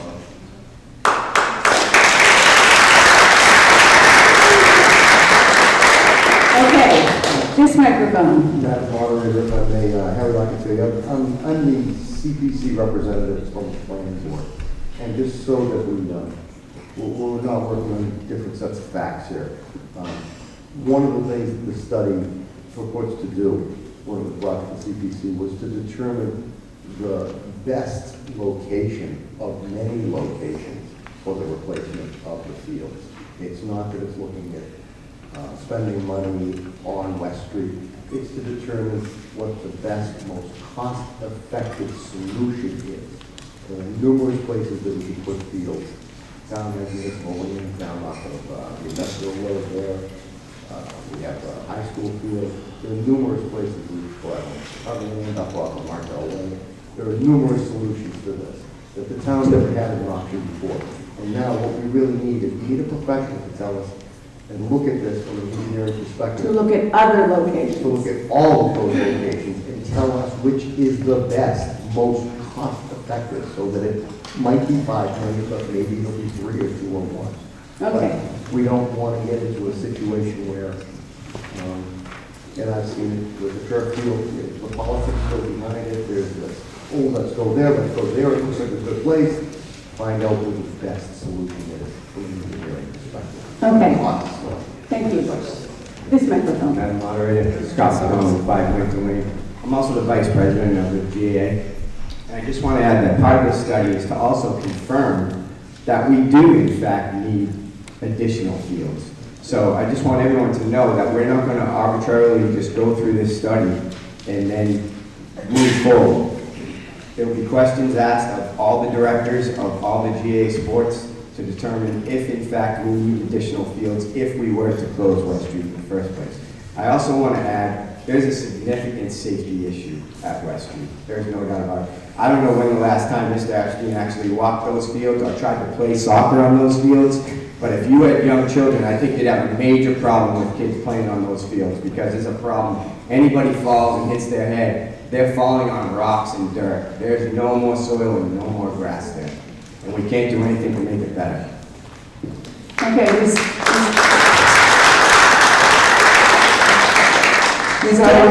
Epstein. You know, 25 years ago or so, I said to the GAA that if you had every child who comes down to that field at every practice who brought 1 quart of topsoil, you'd have a wonderful field. All right? I walk those fields almost every day, sir. Okay, Steve, take it easy. Those fields are passably usable as they exist and as they are watered. Are they as good as the turf field at the high school? No. Are they as good as a fairway at the golf course? No.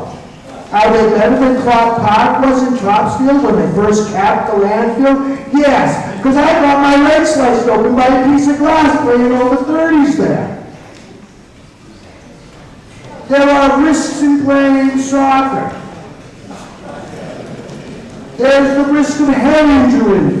There's the risk of falling down and just separating your shoulder, because it happens. Blowing out a knee. If these fields are so awful that the GAA, a private organization, doesn't want to have the children playing on them, then stop playing on them. I think that's the point of this article. No, that's not.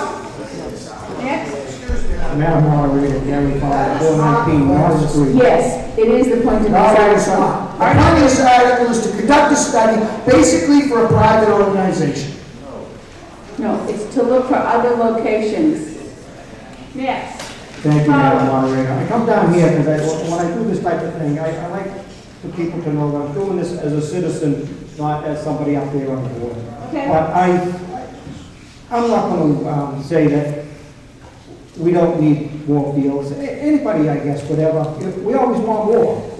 I will answer the question. I recently walked those fields, and in my opinion, they are in much better shape than 25 years ago, I think it was. I don't know, my wife is here, but she can help me. But, you know, our children played on them fields, and I think they're in better shape than they were years ago. But the reason, I just wanted to give my 2 cents on that.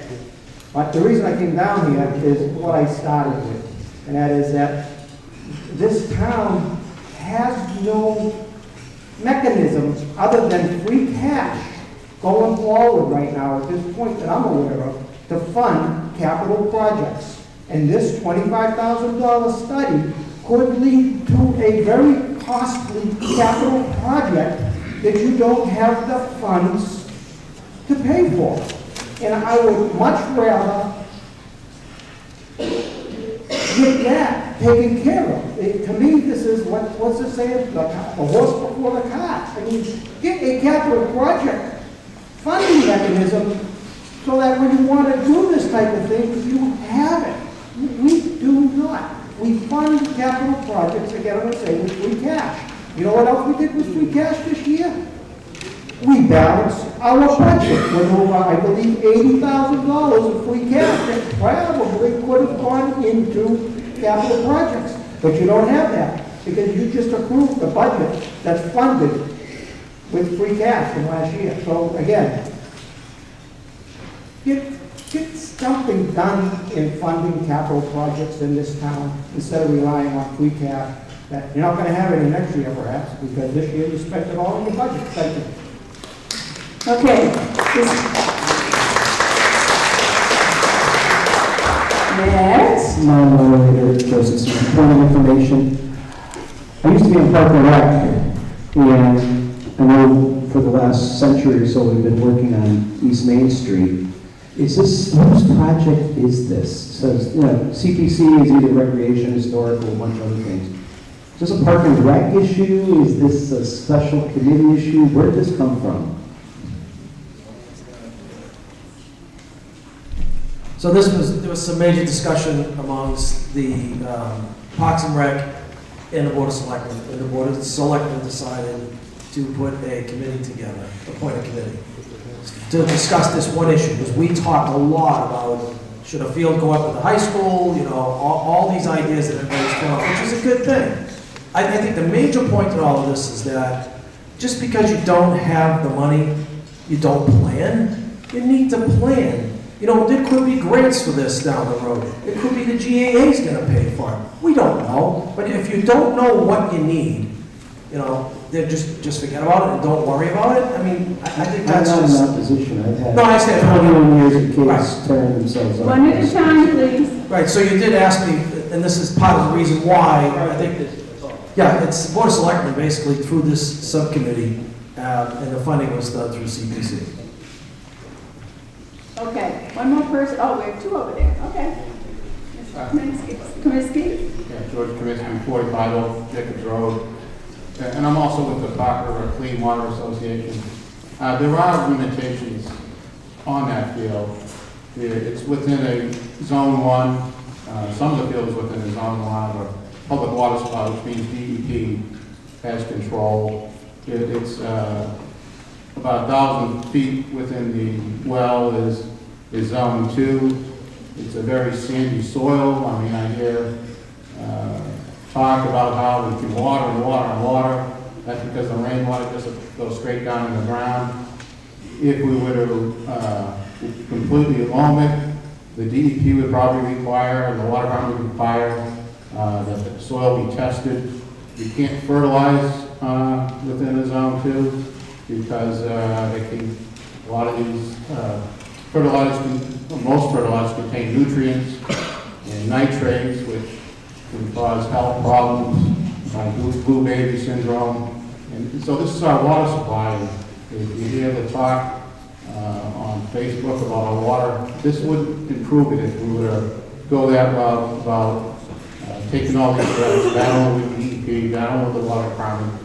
You know, so I support this article. I think we should look elsewhere. I mean, if we cut down on the use of West Street, there probably could be some improvements made, let the grass grow back, but taking extraordinary measures isn't appropriate this time.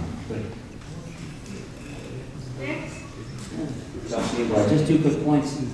You know, I hear a lot of things like, 20 years, 30 years ago, this has always been a problem for a long time, so I commend the selectmen for bringing this up and just having a discussion.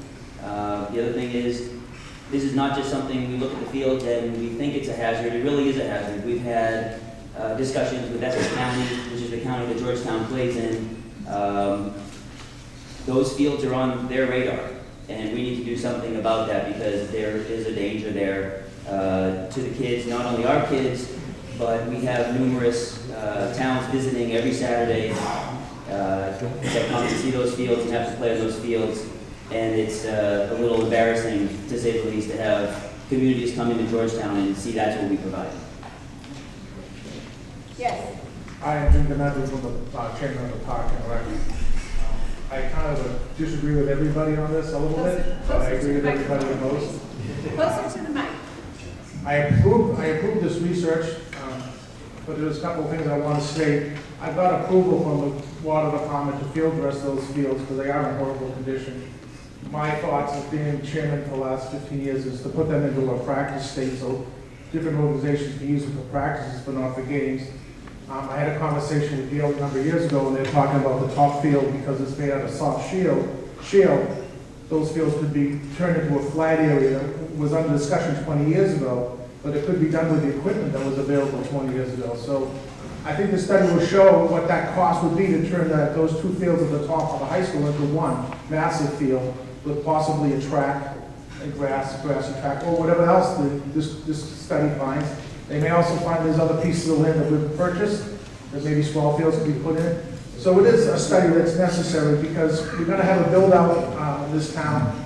And if we don't get the land now for that build out, we'll be back talking about where our kids are going to be playing. We're playing now on parks, and my ultimate goal as a resident is if your kid wants to go down to American Legion Park, it's not a recreational area, and play baseball, he can go do that. So we're using every field at every capacity right now. West Street's overused, and I think a combination of things will get done, and I think this is something that the study will bring forth. Okay. I think we've heard from everybody that would like to speak. So, we're going to vote on I, recreational land, West Street, field replacement study.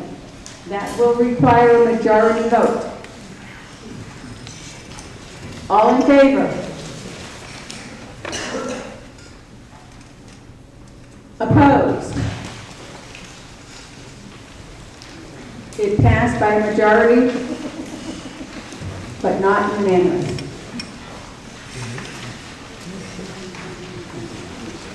And K was the other one that was held. Madam Moderator, I need a motion. if I may, with regards to Article A, community preservation, open space, recreational land use category, East Main Street, active recreational land and access and development.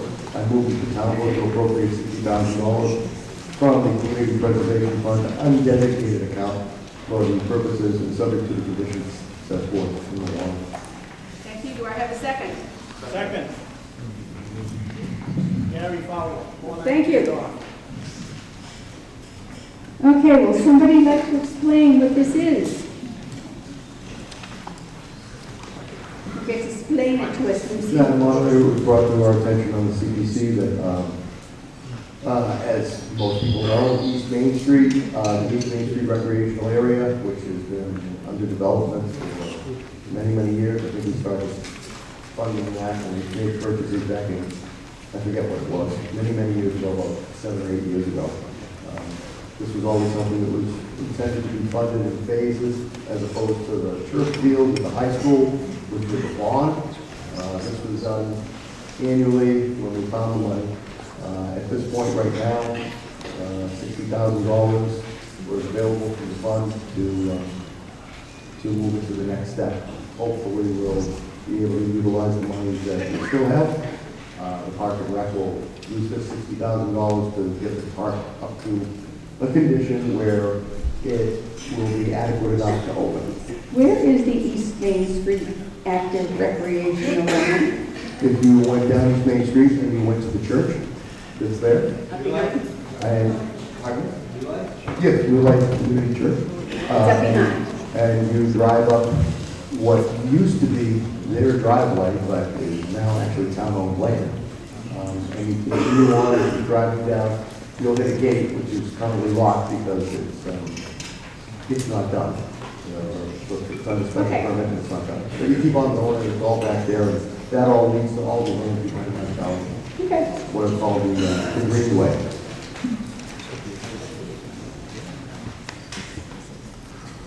We have another guest. So we have Senator Tarr who's joined us as well.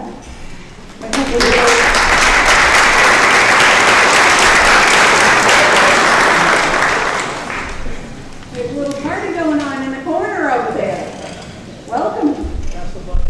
It's nice to have both of you here. You get to be here for all the good stuff. Okay. What would you like to add? Jean Nelson, 30 Sorrel Street. I have a couple of questions.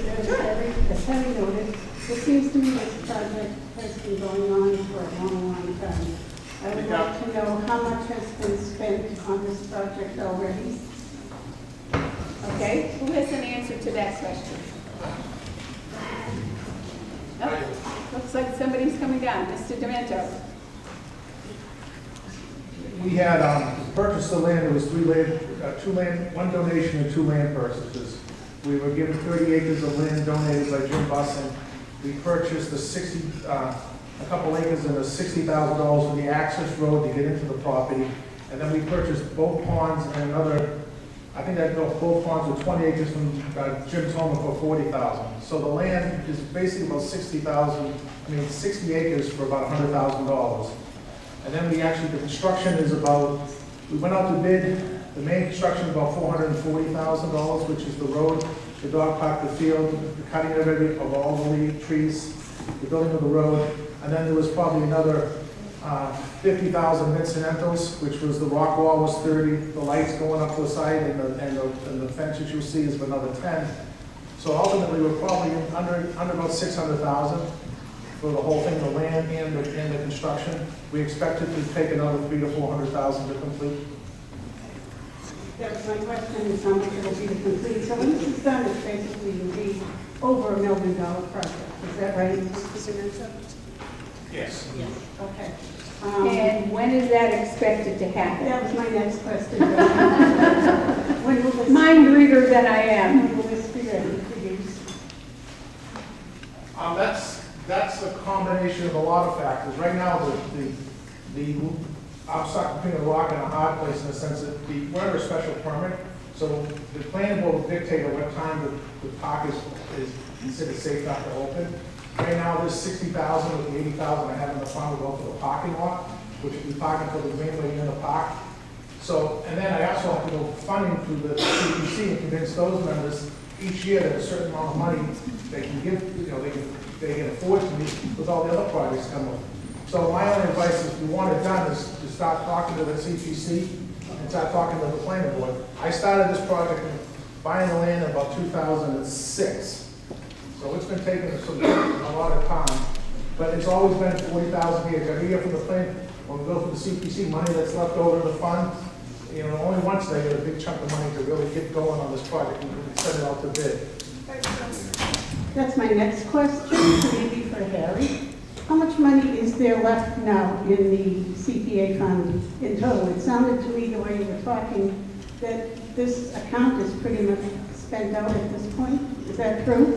The CPC doesn't get money coming in anymore. It's mostly going out. No.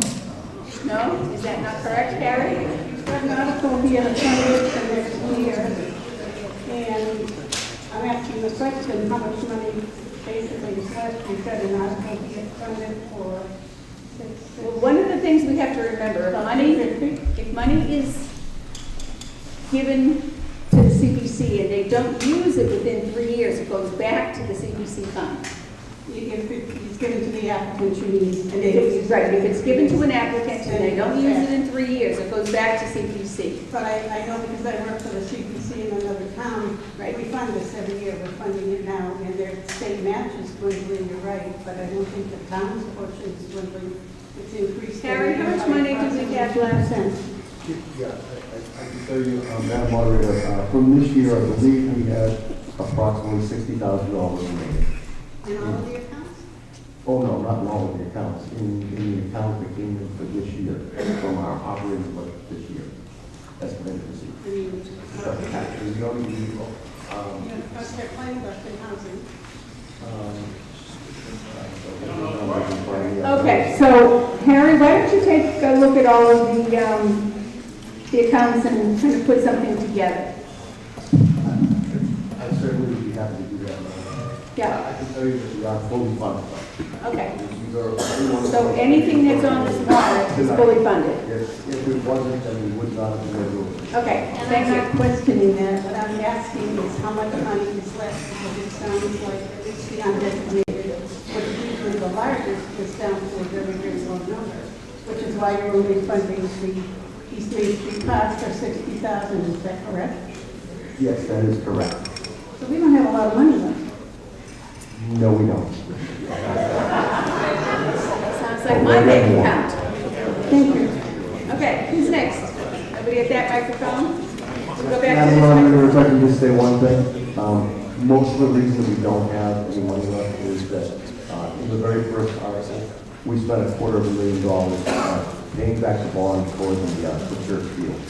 Okay, So we're way ahead of the game on that. okay. Next. Matt Hadley, 279 Rose Street. I want the dog park done now. And whenever you get to it. It's all ready to go, and people are not using it. But it should be done. And let people start to enjoy what they can enjoy, and the dog park is something that they can enjoy, and they really want. There's an awful lot of dogs in this town, and people want a place to go and let the dogs. So I want that done. I totally agree with you. I'd love to have the dog park done. But it's my understanding that the driveways and the accessibility routes have to be done before anything can be opened. Yeah, but half of it's done. The dog park is pretty much done, except for, they haven't painted or put signs up for the handicap access. There's something about that. So it could pretty much be done. Just open it. Finish it up and open it and worry about the fields when you can. Harry? We still have to go before the planning board to get the driveways and the parking lots access open, correct? That is correct, Madam Moderator. The can't planning board open needs a anything special until that's permit, and until the town engineer looks at the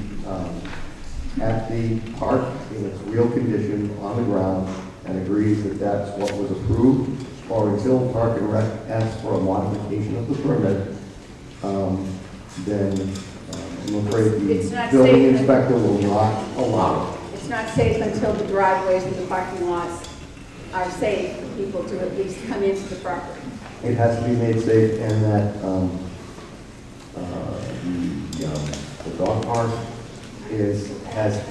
the dog park has to have pavement underneath the HD accessible parking. It's not up to stop, it's not up to design, it's not up to HD accessibility. Neither is any of the schools in this town. And the front door, the back door of the town hall doesn't open, but, little by little, security things and fixing doors and things like that. So, the short answer is, we can't open anything until the planning board approves of the accessibility to that entire project. Yes, and then the building inspector would sign off on it. Okay. And just because I'm unfamiliar, how do I make that part happen? Well, go talk to the building. Go talk to the building inspector and he'll get you in touch with the planning board. Thank you. You're welcome.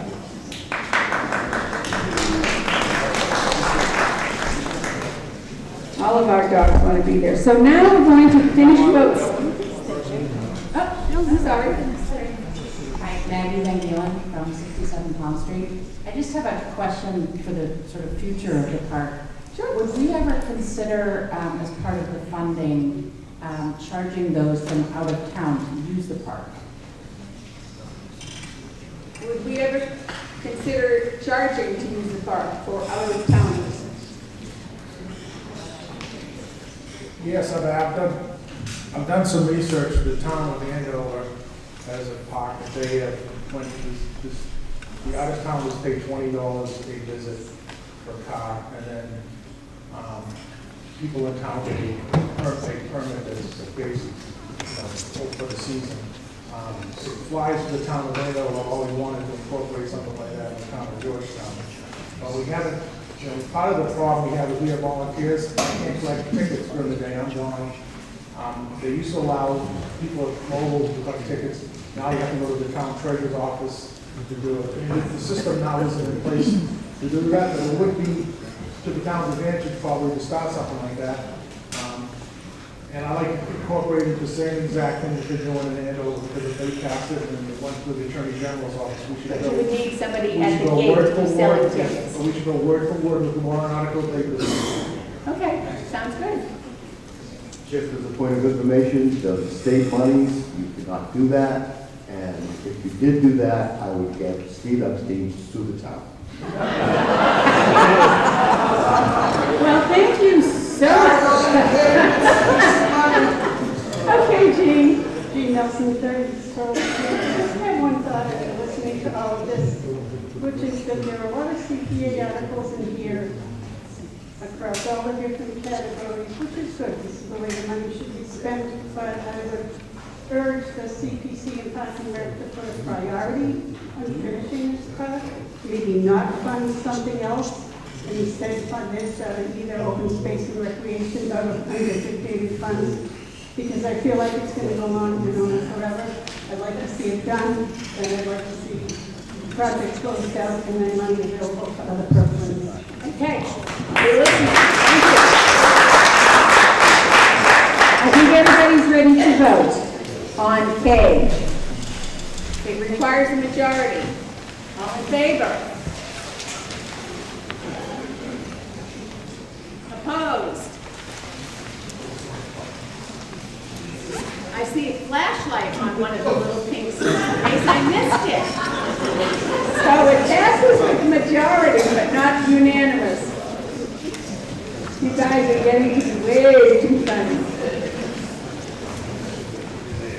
So now we are on to Article 19.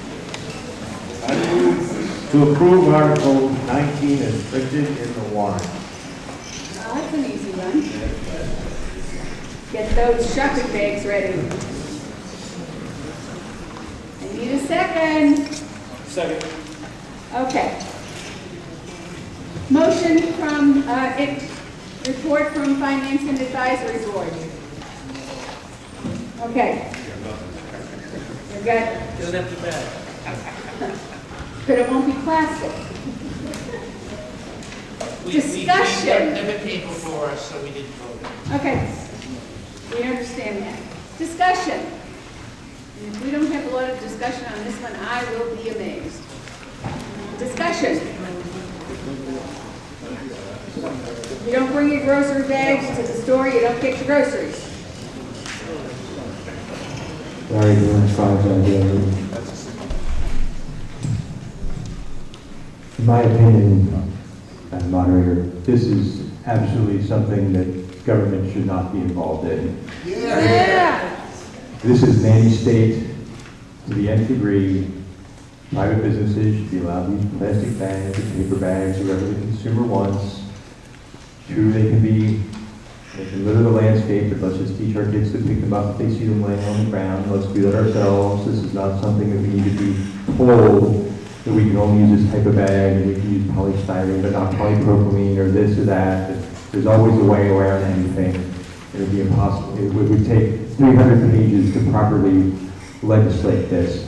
So let's not even go there. Let's let common sense prevail, and let's put social pressure.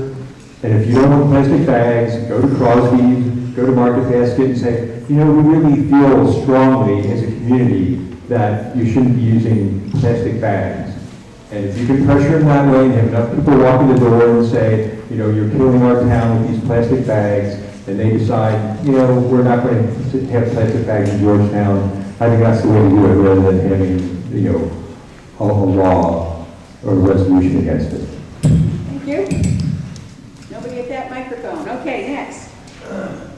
I use plastic bags in my dog's litter. I don't go to Newburyport because it's a pain to use the paper bags. I go to Raleigh, so Newburyport's lose the business hand over foot. And I just don't want the businesses in Georgetown to lose money hand over foot. I'll make the same decision. Okay. Madam Moderator, Doug Dawes, Board Gavel. May I ask esteemed representatives and senator, is there legislation pending in the state regarding single-use plastic bags?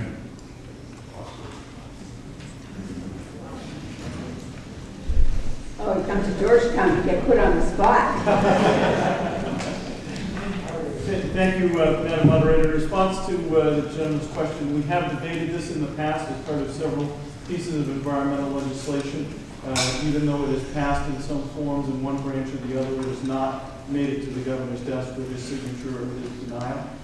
My understanding, and I have to check quickly, Doug, that there is usually at one time or another a piece of legislation pending relative to this subject.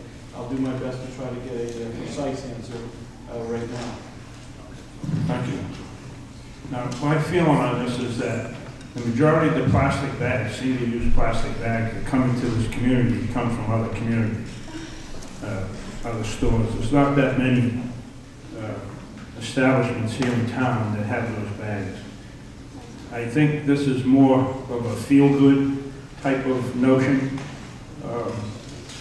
I believe that if we're going to discuss plastic bags, we should be discussing plastic and recycling.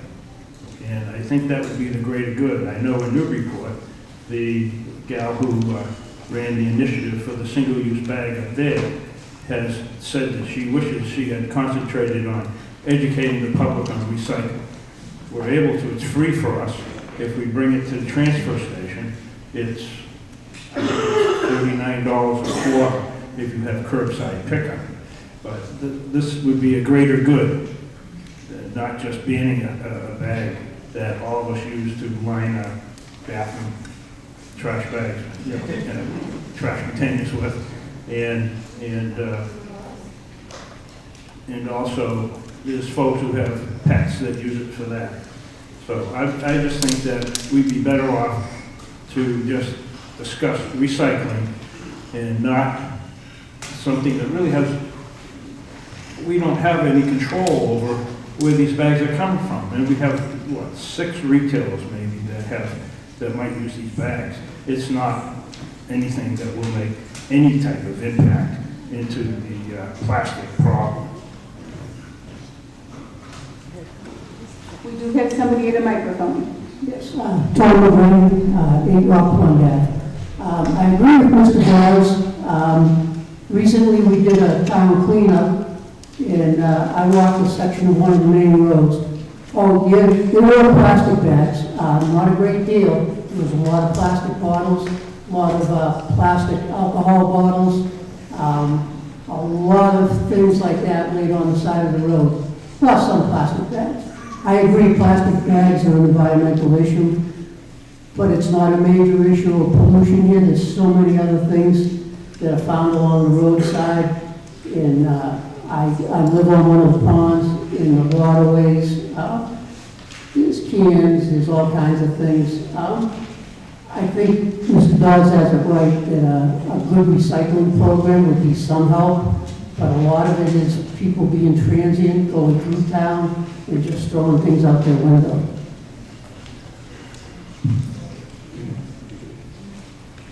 Philip Conrad, 4 Rainbow Ridge Way, Georgetown.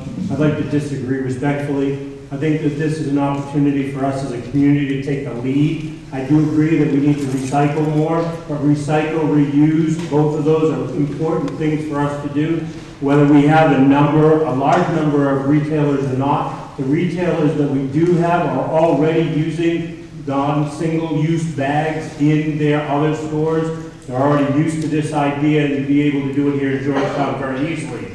Also, just because we're using these things for convenience, whether it's picking up our dog waste or lining our trash cans, doesn't mean that the plastic that we're using is any less problematic when it goes into our landfills or to the incinerator. The little bit that we could do as a community, we would begin to help other communities see the importance so that we could take a lead instead of being reactive to this situation. Thank you.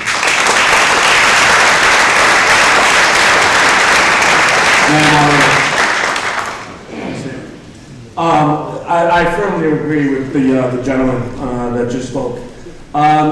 You know, the statement that we are too small to make a difference, I just highly disagree with. In every effort, you know, that has ever been, it all started somewhere, okay? And just because we're a small town, okay, that doesn't mean that we can't put forward a big effort, okay? Our children look at us, okay, as parents, as just people that they look up to, okay, to do the right things, okay? And for us not to put this as a major issue when we know that plastic bags are not environmentally friendly, to me makes no sense whatsoever, okay? We are a small town, but again, we can make a big difference. And I also disagree with the fact, I see plastic bags in trees, I see plastic bags on the sides of roads, and I also question what plastic bags, are we really not going to vote this because we have to pick up our dog's waste? Really? I mean, there are other ways that we can take care of that, okay? And if it means making our environment a little better, okay, a little bit of, you know, at a time, and you start with yourself and that person in the mirror, okay, I think that's what we have to think about, okay? We have to think about how are we going to make a difference, how are we going to take the lead, okay, in our state. And I also want to make 2 points. Number one is government is not doing this, okay? Government's not stepping up in Georgetown to do this. We are proposing it to the people for the people to vote, okay? If this doesn't move forward, it is the people who want this. It is not the selectors, it's not the planning board, it's nobody, you know, in a town position, okay? I think that, in addition, when we say we're going to be taking the lead, there are, I believe the number, correct me if I'm wrong, I think there are 60 different towns across our state that have already approved this, okay? 73, thank you. I know, something around there. So, believe me, this is not, and out of those 73, by the way, I think there are probably plenty of towns our size, okay, plenty of towns that also took part in the fact that, you know what, we want to make our town and the rest of the area around us more environmentally safe. And then again, it starts with the person in the mirror. It doesn't start with anybody else. Move the question. I have a small aside. I teach classes in senior centers, and I work with about 100 women a week. And I've been asking all week before this came up. I said, do you have those, you know, reusable bags that you take groceries in? And almost all of them said yes. And I said, do you take them into the grocery store and use them? And they said, oh no, we forget them in the car all the time. We use the plastic ones. What would they think? Okay, I mean, yes, Senator. Thank you, Madam Moderator, and I don't want to prolong the debate any further than is necessary. However, I do want to provide timely and accurate information from the legislative delegation. Certainly, this is not the question we expected to answer tonight. But at any rate, let me, for the edification of everyone here, there is currently a bill to ban single-use plastic bags. It is House 4234. It is currently before the House Committee on Ways and Means, having been reported favorably from another committee of relevant subject matter jurisdiction. If it is reported further from the House Committee on Ways and Means, it will have until the end of July, which is the end of our formal sessions, to be passed and enacted by the legislature. Wow. Madam Moderator, there has been a request to move the question. Yes, I have had a request to move the question. I need a second on that. Second.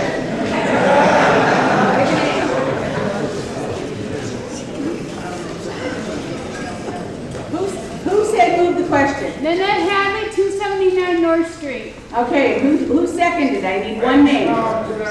Wayne. I need a 2/3 vote to move the question. All in favor?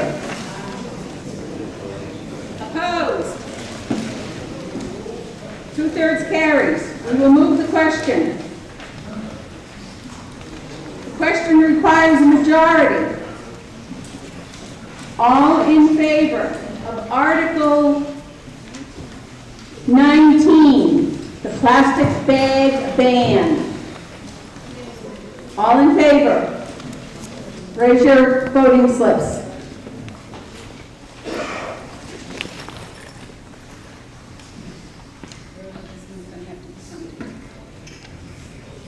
Opposed?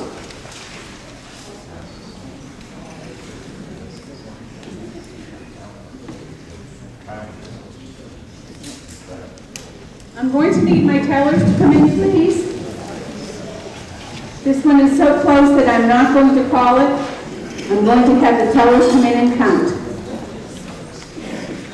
So all of my tellers, will you please come in, count the areas that you have been assigned, and if Star Anderson would bring me the final tally.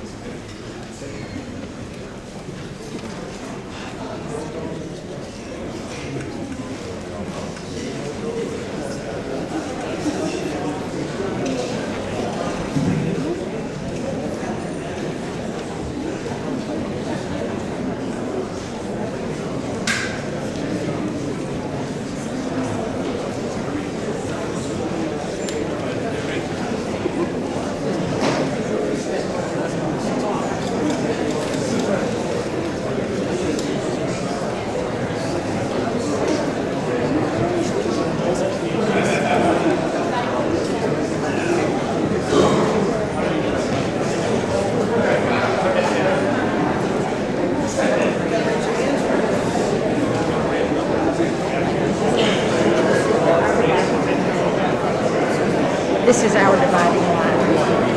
There, there. Are the tellers ready? Yes. And I'm doing. Okay, all in favor, please hold up your ballots and remain holding them up so that the tellers can count their areas, please.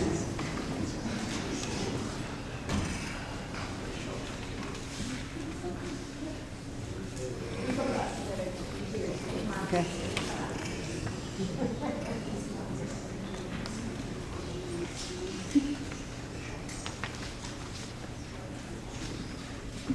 Did you count yours?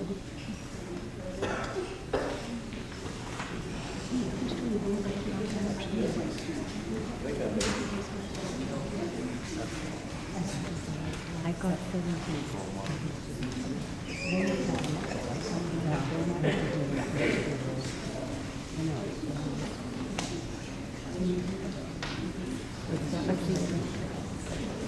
Did someone get mine? So yeah, I got mine. No, the guy who I got it. I got it. Okay. Okay.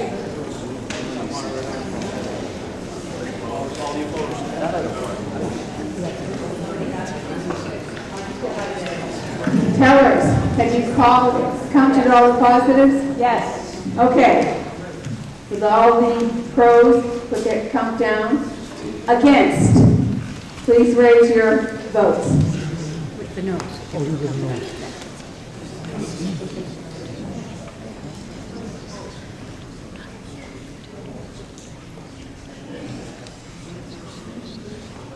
And hold them up high so that they can be seen.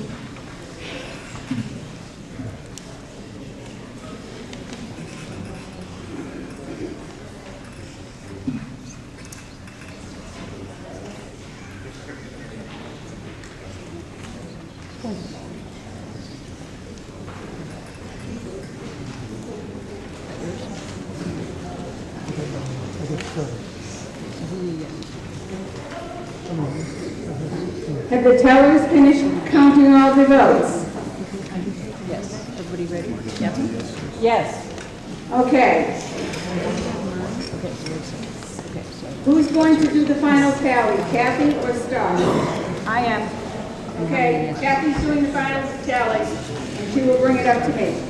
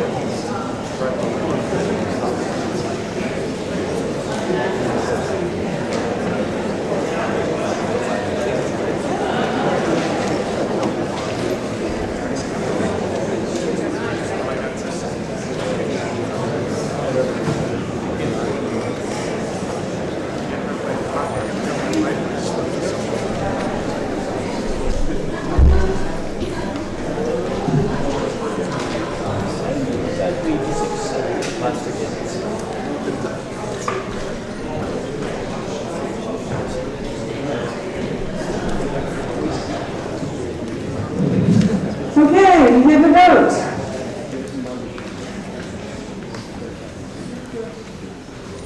Get out those multi-use bags. No, 61 votes. Yes, 106.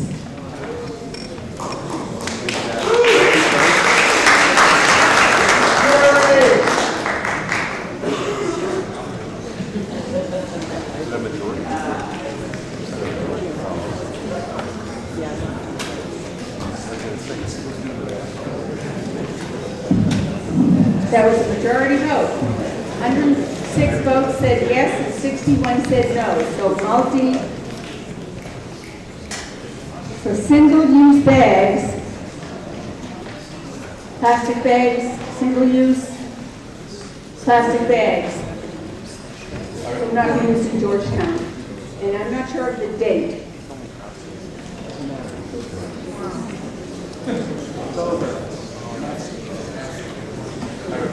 September 1st. September 1st, 2018.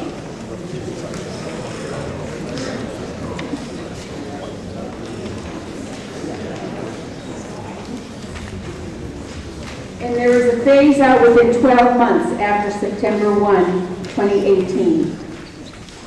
Stock remaining at the end of said 12 months shall be disposed of properly by the establishment. Okay? So Article 20, styrofoam containers. Who's going to handle that? I move to approve Article 20 as printed in the warrant.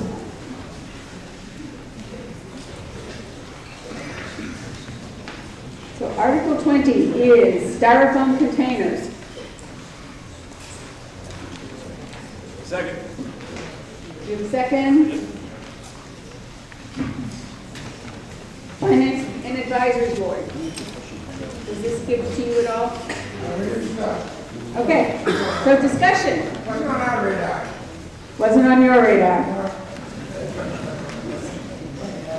This is similar to the other one. Disposable food service containers, expanded polystyrene. I move the question.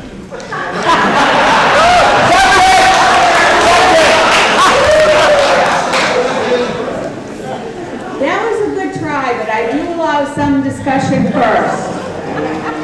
Mr. Epstein. This whole article is based on at least one factual error. Expanded polystyrene is recyclable.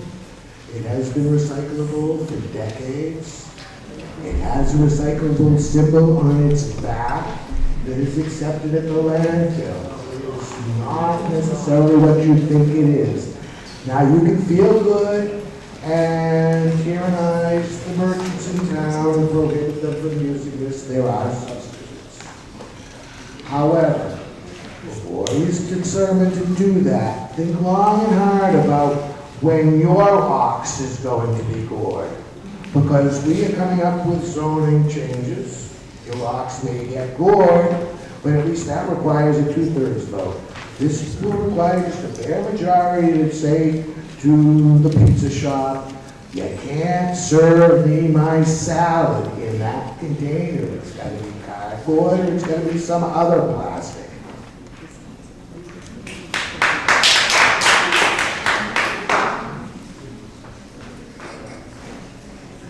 Any other discussion?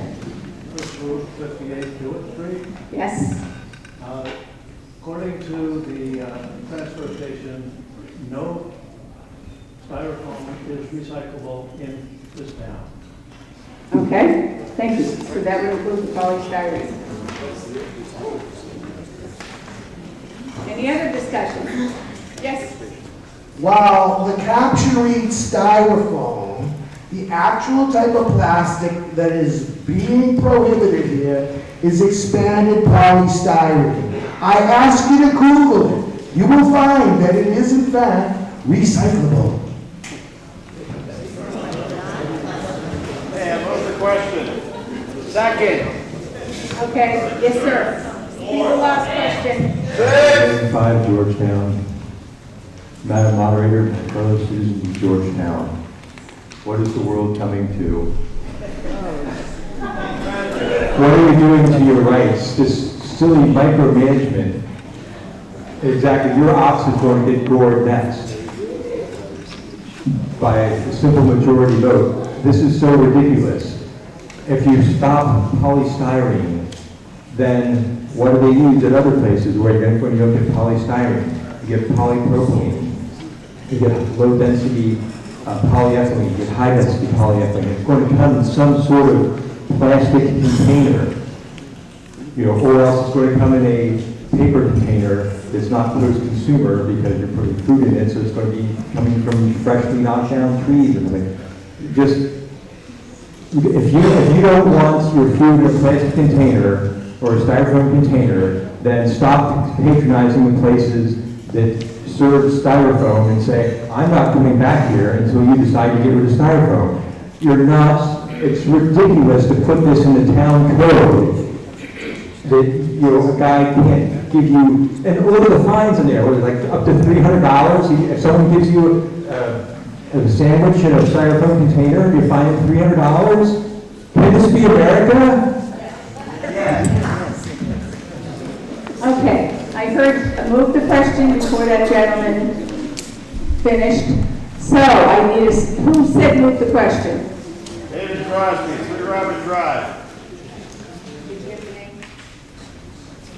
Who seconded it? Joe Susi, 286 Central. All right, so I have a motion and a second. I need the 2/3 to move the question. Who wants to move the question?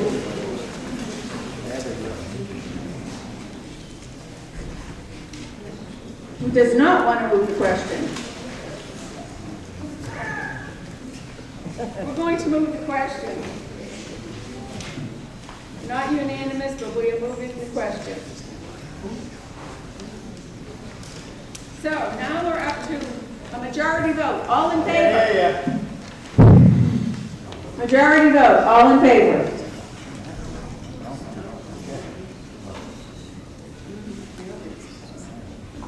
Opposed?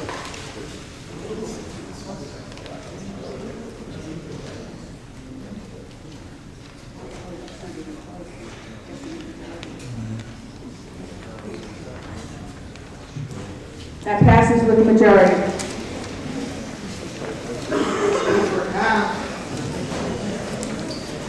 Article 21. Mary Fowler.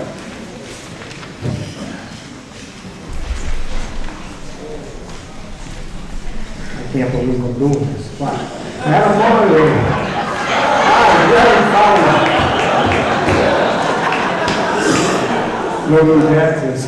Madam Moderator, I, Gary Fowler, move to accept General Laws, Chapter 64N, Section 3, to impose an excise on the retail sales of marijuana for adult use at the rate of 3%. Nowhere in there did I say the word tax. Thank you.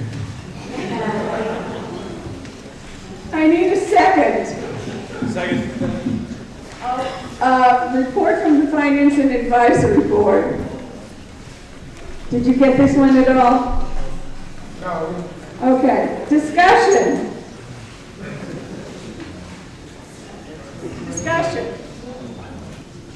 Is there any discussion? Okay, it takes a majority vote. All in favor? Opposed? Passes by a majority. Article 22. David. Just woke up from my nap, sorry. Move to change I make the motion that we move to change the town clerk position from elected to appointed in accordance with the provisions of general law, Chapter 41, Section 1B, provided, however, that in accordance with the law, such change must also be approved by the voters of the town at the 2019 annual town election. Report from the Finance Committee? Oh, I'm sorry, I need a Second. Thank you. Report from the Finance Committee. You didn't see this one either, okay. So the explanation of this is, this will be on the 2019 ballot, 1 year from now. And this August, the selectmen will appoint someone to fill Jay McGrain's unexpired term, who will have that position until the 2019 ballot. That's the way the law reads. Okay? Discussion. First of all, I think that everybody in this room, and particularly the Board of Selectmen, owe Jan McGrain a great big thank you.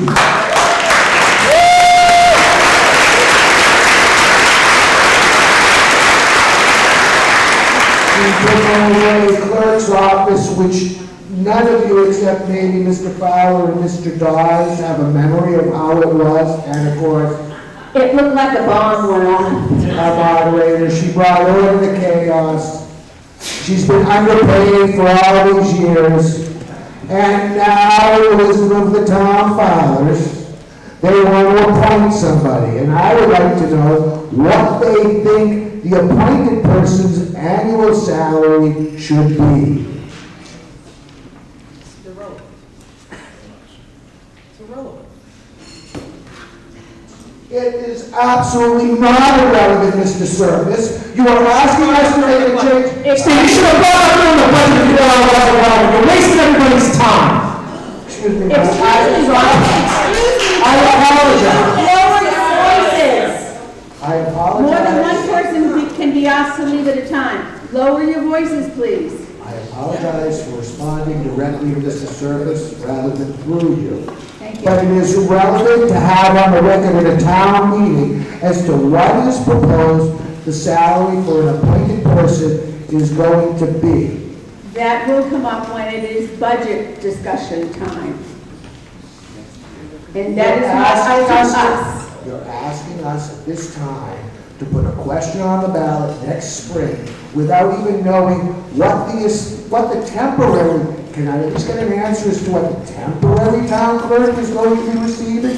When that is decided, It must have been decided. It must be decided now, because somewhere buried in our budget is a line item for a clerk. It'll be decided before August. Any other discussion? Chris Root from the Creative Street. If the town election in 2019... You need to speak right into that microphone. If the town election in 2019 does not approve the appointment and there is nobody on the ballot, then what happens? Okay, that's a very good question. I cannot imagine that somebody would not run for a paid position in the town of Georgetown. Number one. What happens to if somebody is elected and it becomes an appointed position, what happens then?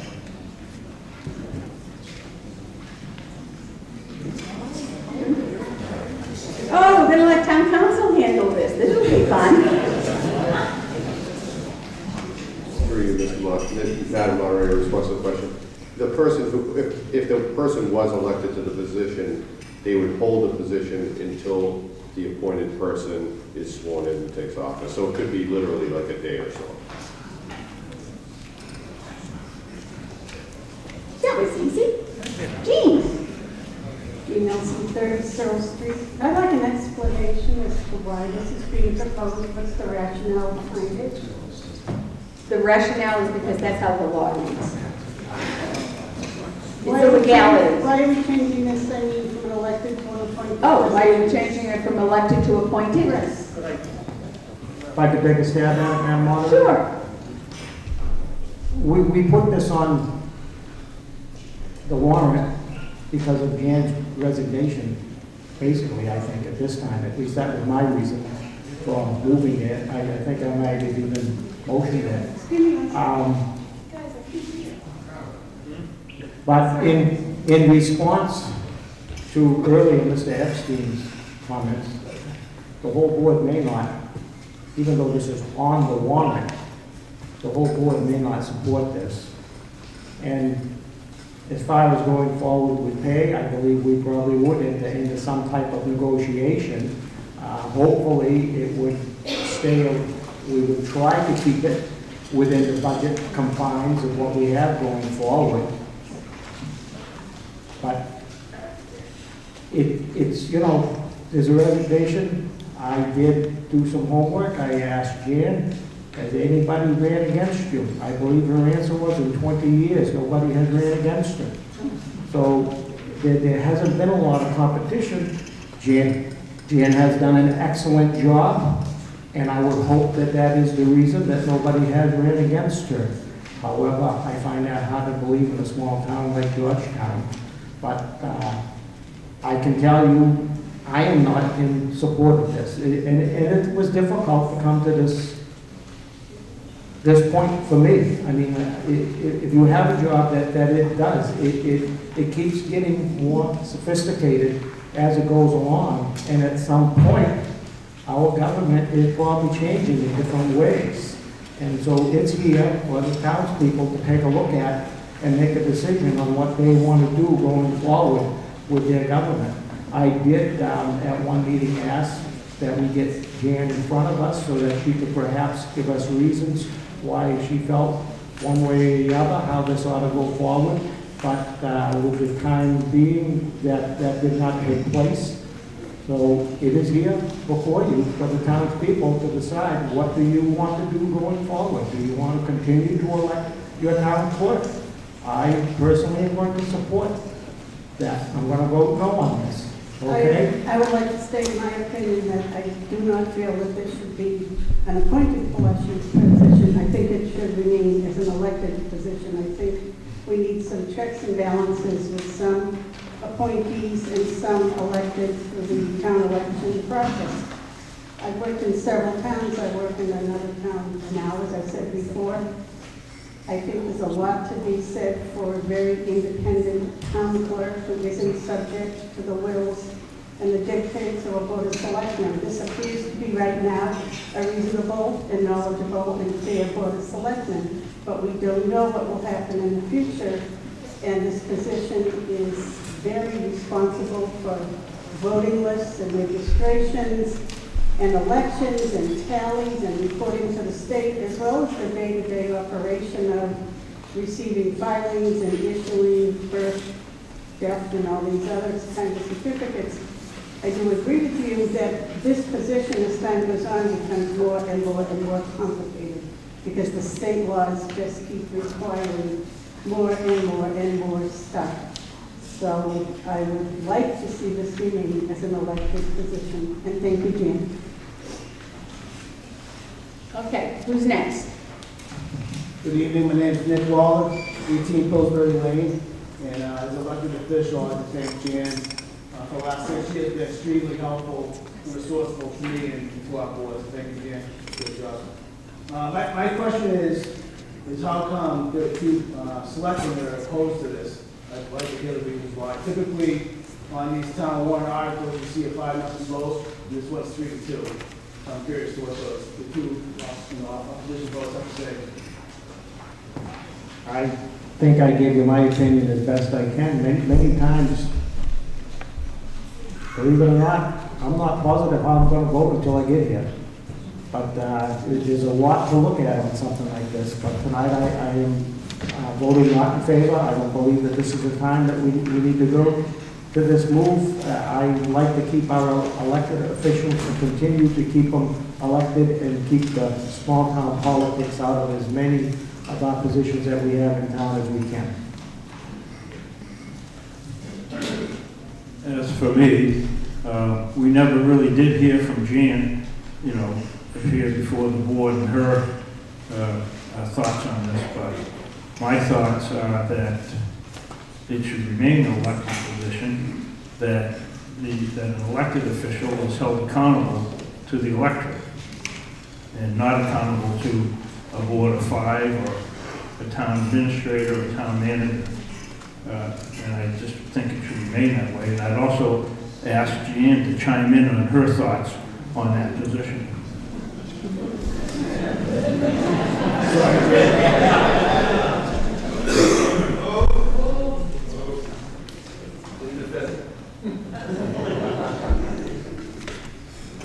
Did I hear you move the question? Yes. Oh, I heard move the question. So who said that? Eric Stewart, 220 Central Street, Blacktop, 35 Nelson Street. That was the second? 35 Nelson Street. What was your name again? Matthew. You moved it? Yeah, I did. Eric Stewart moved it, 220 Central Street, Matthew, second.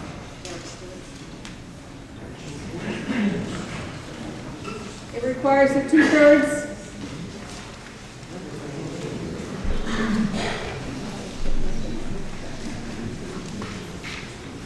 Requires the 2/3 to move the question. All in favor? Opposed? That's 2/3. We're going to move the question. So, all in favor of Article 22